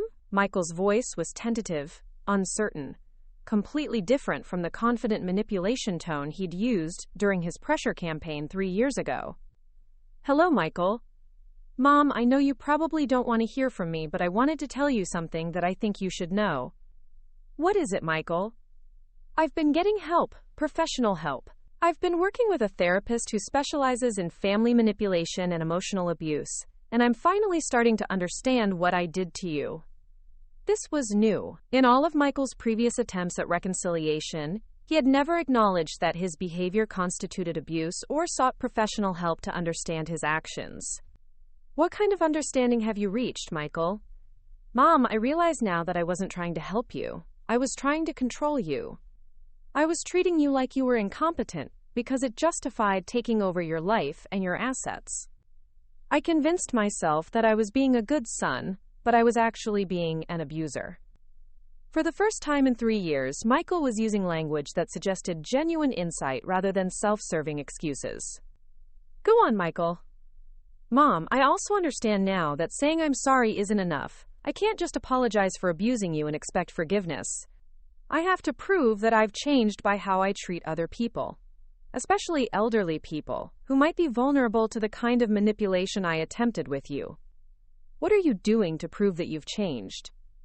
I've been volunteering at the senior center for 8 months. I help elderly people with technology, transportation, and household tasks, but only when they ask for help, and only in ways that respect their autonomy and decision-making. I've also been attending support groups for family members who have manipulated elderly relatives. This was significantly different from Michael's previous approaches, which had focused on apologizing to me rather than demonstrating changed behavior toward elderly people in general. Michael, why are you telling me this? Because I want you to know that your decision to exclude me from your will and cut me out of your life wasn't just punishment, it was education. I needed to learn that there are serious consequences for treating elderly people as opportunities, rather than human beings deserving of respect. And what have you learned from those consequences? I've learned that losing your inheritance was the least of what I deserved. I've learned that I damaged my relationship with my own mother because I was more interested in controlling her assets than loving her as a person. And I've learned that the elderly people I work with now are incredibly capable, wise, and valuable. Everything I refused to see when I was trying to manipulate you. Michael's words suggested a level of insight and remorse that I hadn't heard from him before, but I remained cautious about accepting his transformation at face value. Michael, what do you want from this conversation? I don't want anything, Mom. I'm not calling to ask for forgiveness or to be restored to your will. I'm calling because I wanted you to know that your decision to fight back against my manipulation taught me lessons that I couldn't have learned any other way. What lessons? That elderly people deserve respect regardless of their apparent circumstances, that family relationships should be based on love and mutual support, not control and exploitation, and that assuming someone is helpless because of their age or situation can be the most expensive mistake you ever make.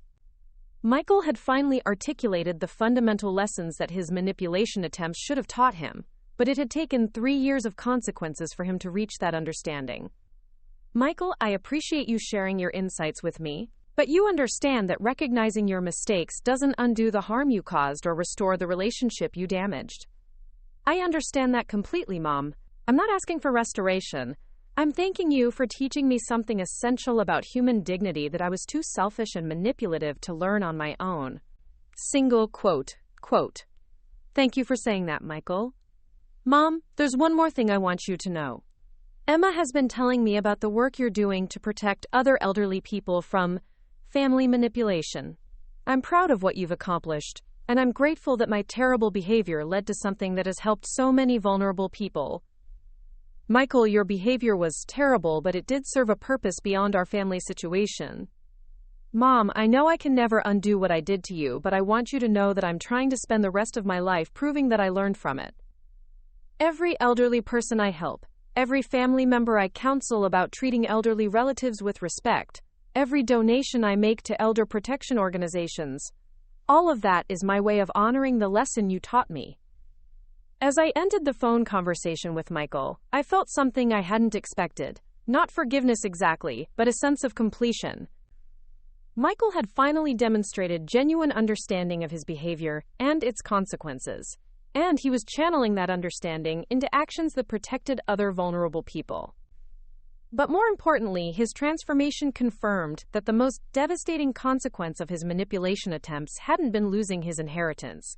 It had been discovering that he was capable of abusing his own mother for financial gain. That knowledge had forced him to confront fundamental questions about his character and values that he couldn't answer without professional help and genuine change. Later that afternoon, as I reviewed applications for the Richardson Foundation's legal aid program, I received another call that brought the full circle of my experience into sharp focus. Mrs. Richardson, this is Detective Sarah Martinez with the Vermont State Police. I'm calling about a case that I think might interest you. What kind of case, Detective Martinez? We're investigating a family manipulation scheme that's very similar to what you experienced with your son. An elderly man in Rutland is being pressured by his daughter and son-in-law to sell his house and move to assisted living so they can access his assets. The victim mentioned your story and asked if we could consult with you about documentation and legal strategies. Detective Martinez, I'd be happy to help in any way I can. Mrs. Richardson, your case has become our template for investigating elder financial abuse. The documentation strategies you used, the legal protections you implemented, and the way you revealed your true situation have helped us solve dozens of similar cases over the past 3 years. I'm glad my experience has been useful for protecting other people. Mrs. Richardson, we've identified over 200 cases of family manipulation in Vermont alone since your story became public. Your willingness to share your strategies has given other elderly people the tools they need to defend themselves against family exploitation. That evening, as I prepared for the monthly board meeting of the Richardson Foundation, I reflected on how completely my life's purpose had been transformed by Michael's manipulation attempts.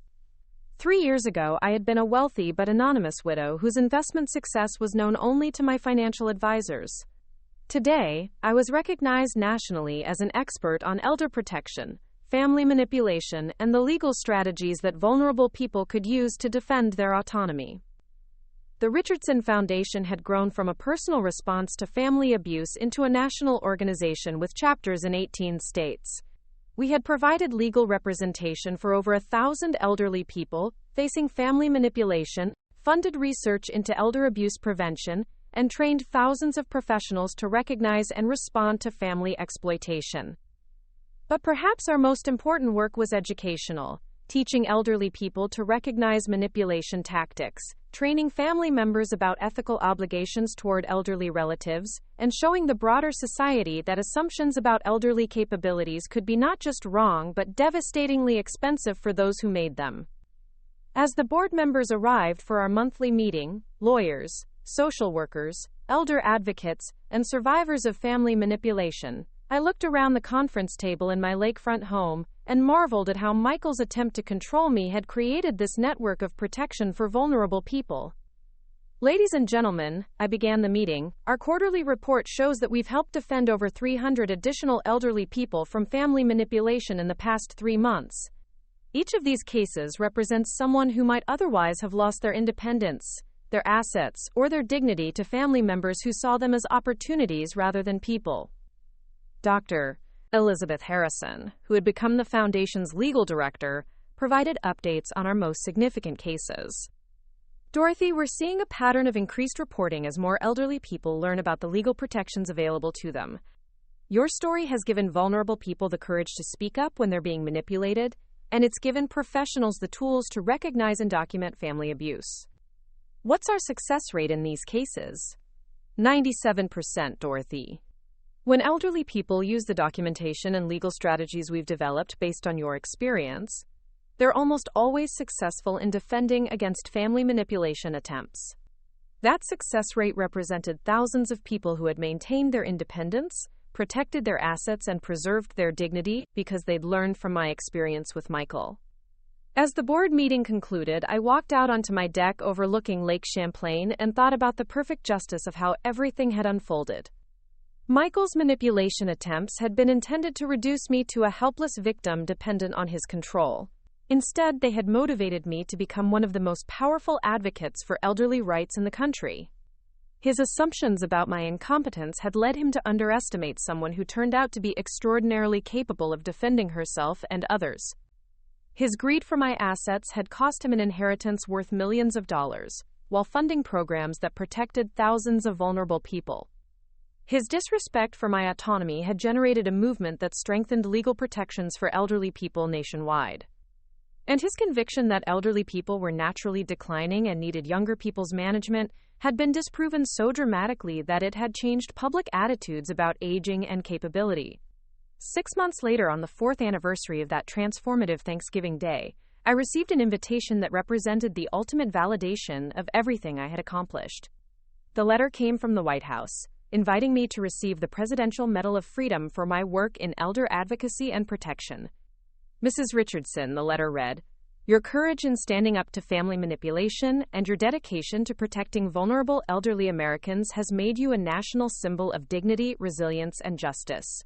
Your work has strengthened legal protections for millions of elderly people and demonstrated that age is no barrier to making extraordinary contributions to society."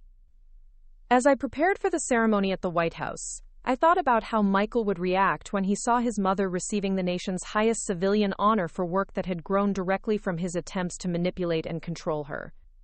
Emma, now 14 and serving as my date for the ceremony, helped me choose the perfect outfit for the occasion.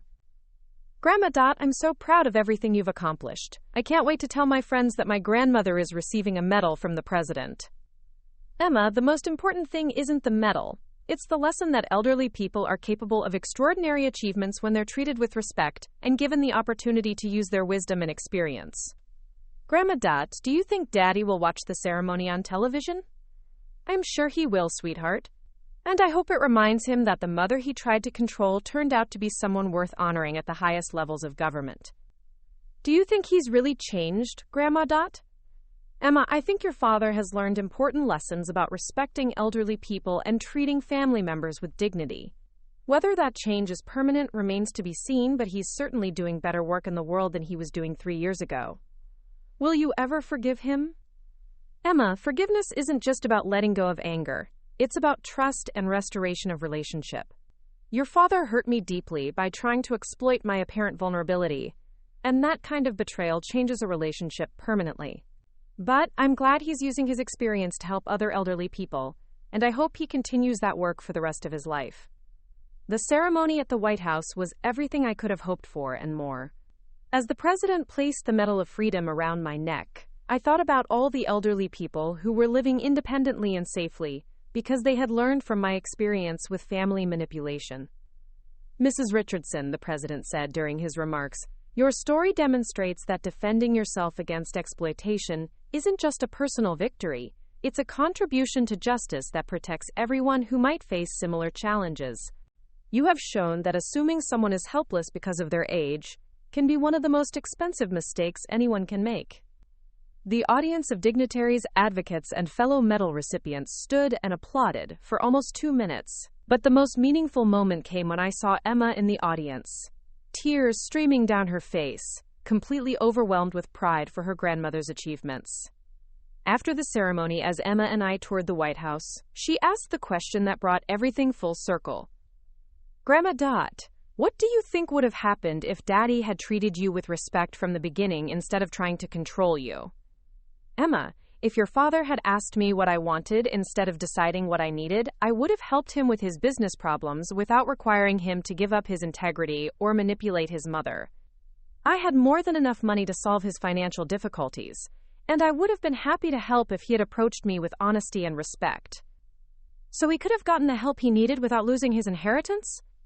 Exactly, sweetheart. Your father's manipulation attempts weren't just morally wrong, they were completely unnecessary.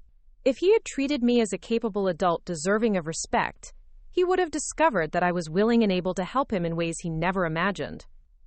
But then you might not have started the foundation or helped all those other elderly people. That's true, Emma. Sometimes terrible experiences lead to wonderful outcomes that wouldn't have happened otherwise. Your father's betrayal taught me that I needed to use my resources and experience to protect other vulnerable people from family exploitation. As our plane lifted off from Washington that evening, I reflected on the extraordinary journey that had begun with Michael's decision to treat his mother as an incompetent burden, and had culminated in my receiving the nation's highest civilian honor for protecting elderly people from exactly that kind of treatment. The simple white envelope I had left on Michael's kitchen table 4 years ago had contained documents that destroyed his assumptions about my capabilities and resources, but more importantly, it had launched a movement that had protected thousands of vulnerable people and changed how American society thought about aging, capability, and family relationships. Quote, Michael's attempt to manipulate and control me had failed so spectacularly that it had generated legal protections, educational programs, and advocacy organizations that would defend elderly people for generations to come. The son who had called his mother helpless had inadvertently proven that she was one of the most powerful and influential people he would ever encounter, and the consequences of his manipulation attempts would protect vulnerable elderly people long after both of us were gone, ensuring that his attempt to exploit his mother had ultimately served the cause of justice rather than greed. As I write these final words in my library overlooking Lake Champlain, surrounded by awards, letters of gratitude, and documentation of lives changed and protected, I'm struck by the perfect irony of how Michael's story ended. He had tried to convince his mother that she was too incompetent to manage her own life, and in the process he had motivated her to become a national expert on protecting elderly people from family manipulation.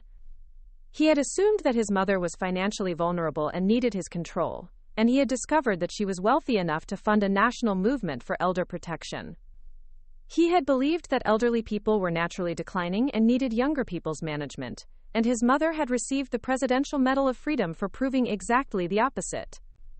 And he had thought that the worst consequence of his manipulation would be his mother's resistance to his plans, never imagining that the real consequence would be losing everything he thought he was entitled to inherit while watching his mother become a national symbol of elderly empowerment and dignity. The envelope I left on his table that Thanksgiving Day contained more than financial documents and legal warnings. It contained proof that underestimating someone can be the most expensive lesson you ever receive, especially when that someone has spent 75 years building the wisdom, resources, and determination to prove exactly how wrong your assumptions can be. But perhaps the most satisfying part of this entire experience is knowing that Michael's manipulation attempts, which were intended to diminish and control me, have instead created a legacy that will protect vulnerable elderly people for generations to come. Quote, "Because sometimes the best revenge isn't just proving that someone was wrong about you, it's using their betrayal to build something so meaningful and powerful that their attempt to harm you ends up protecting thousands of other people from experiencing the same kind of treatment." The woman Michael called helpless turned out to be magnificent, and the consequences of his failure to recognize that magnificence will last forever. This morning, as I prepare for another day of advocacy work, speaking engagements, and foundation management, I carry with me the knowledge that every elderly person who maintains their independence because of our programs, every family member who learns to respect rather than manipulate elderly relatives, and every legal protection that defends vulnerable people from exploitation exists because one son made the mistake of underestimating his mother. Michael's manipulation attempts were meant to be the end of my autonomy and the beginning of his control over my life and assets. Instead, they became the beginning of my most important work, and the end of his inheritance, his marriage, and his assumptions about what elderly people are capable of achieving when they refuse to accept other people's limitations. And that's a lesson worth teaching for as long as I live. Author's note: this story is dedicated to every elderly person who has ever been underestimated, manipulated, or treated as a burden by people who should have recognized their wisdom, capability, and dignity. Age is not a limitation. It's an accumulation of experience, knowledge, and strength that deserves respect, not control. If you or someone you know is experiencing elder abuse or family manipulation, resources are available. Contact your local Adult Protective Services, the National Elder Abuse Hotline, 1-800-677-1116, or consult with an elder law attorney about legal protections and advocacy options. Remember, being elderly doesn't mean being helpless, and family relationships should be based on love and respect, not control and exploitation. Thank you for reading, and please share this story with anyone who might benefit from understanding that underestimating someone based on age, appearance, or circumstances can be the most expensive mistake they ever make.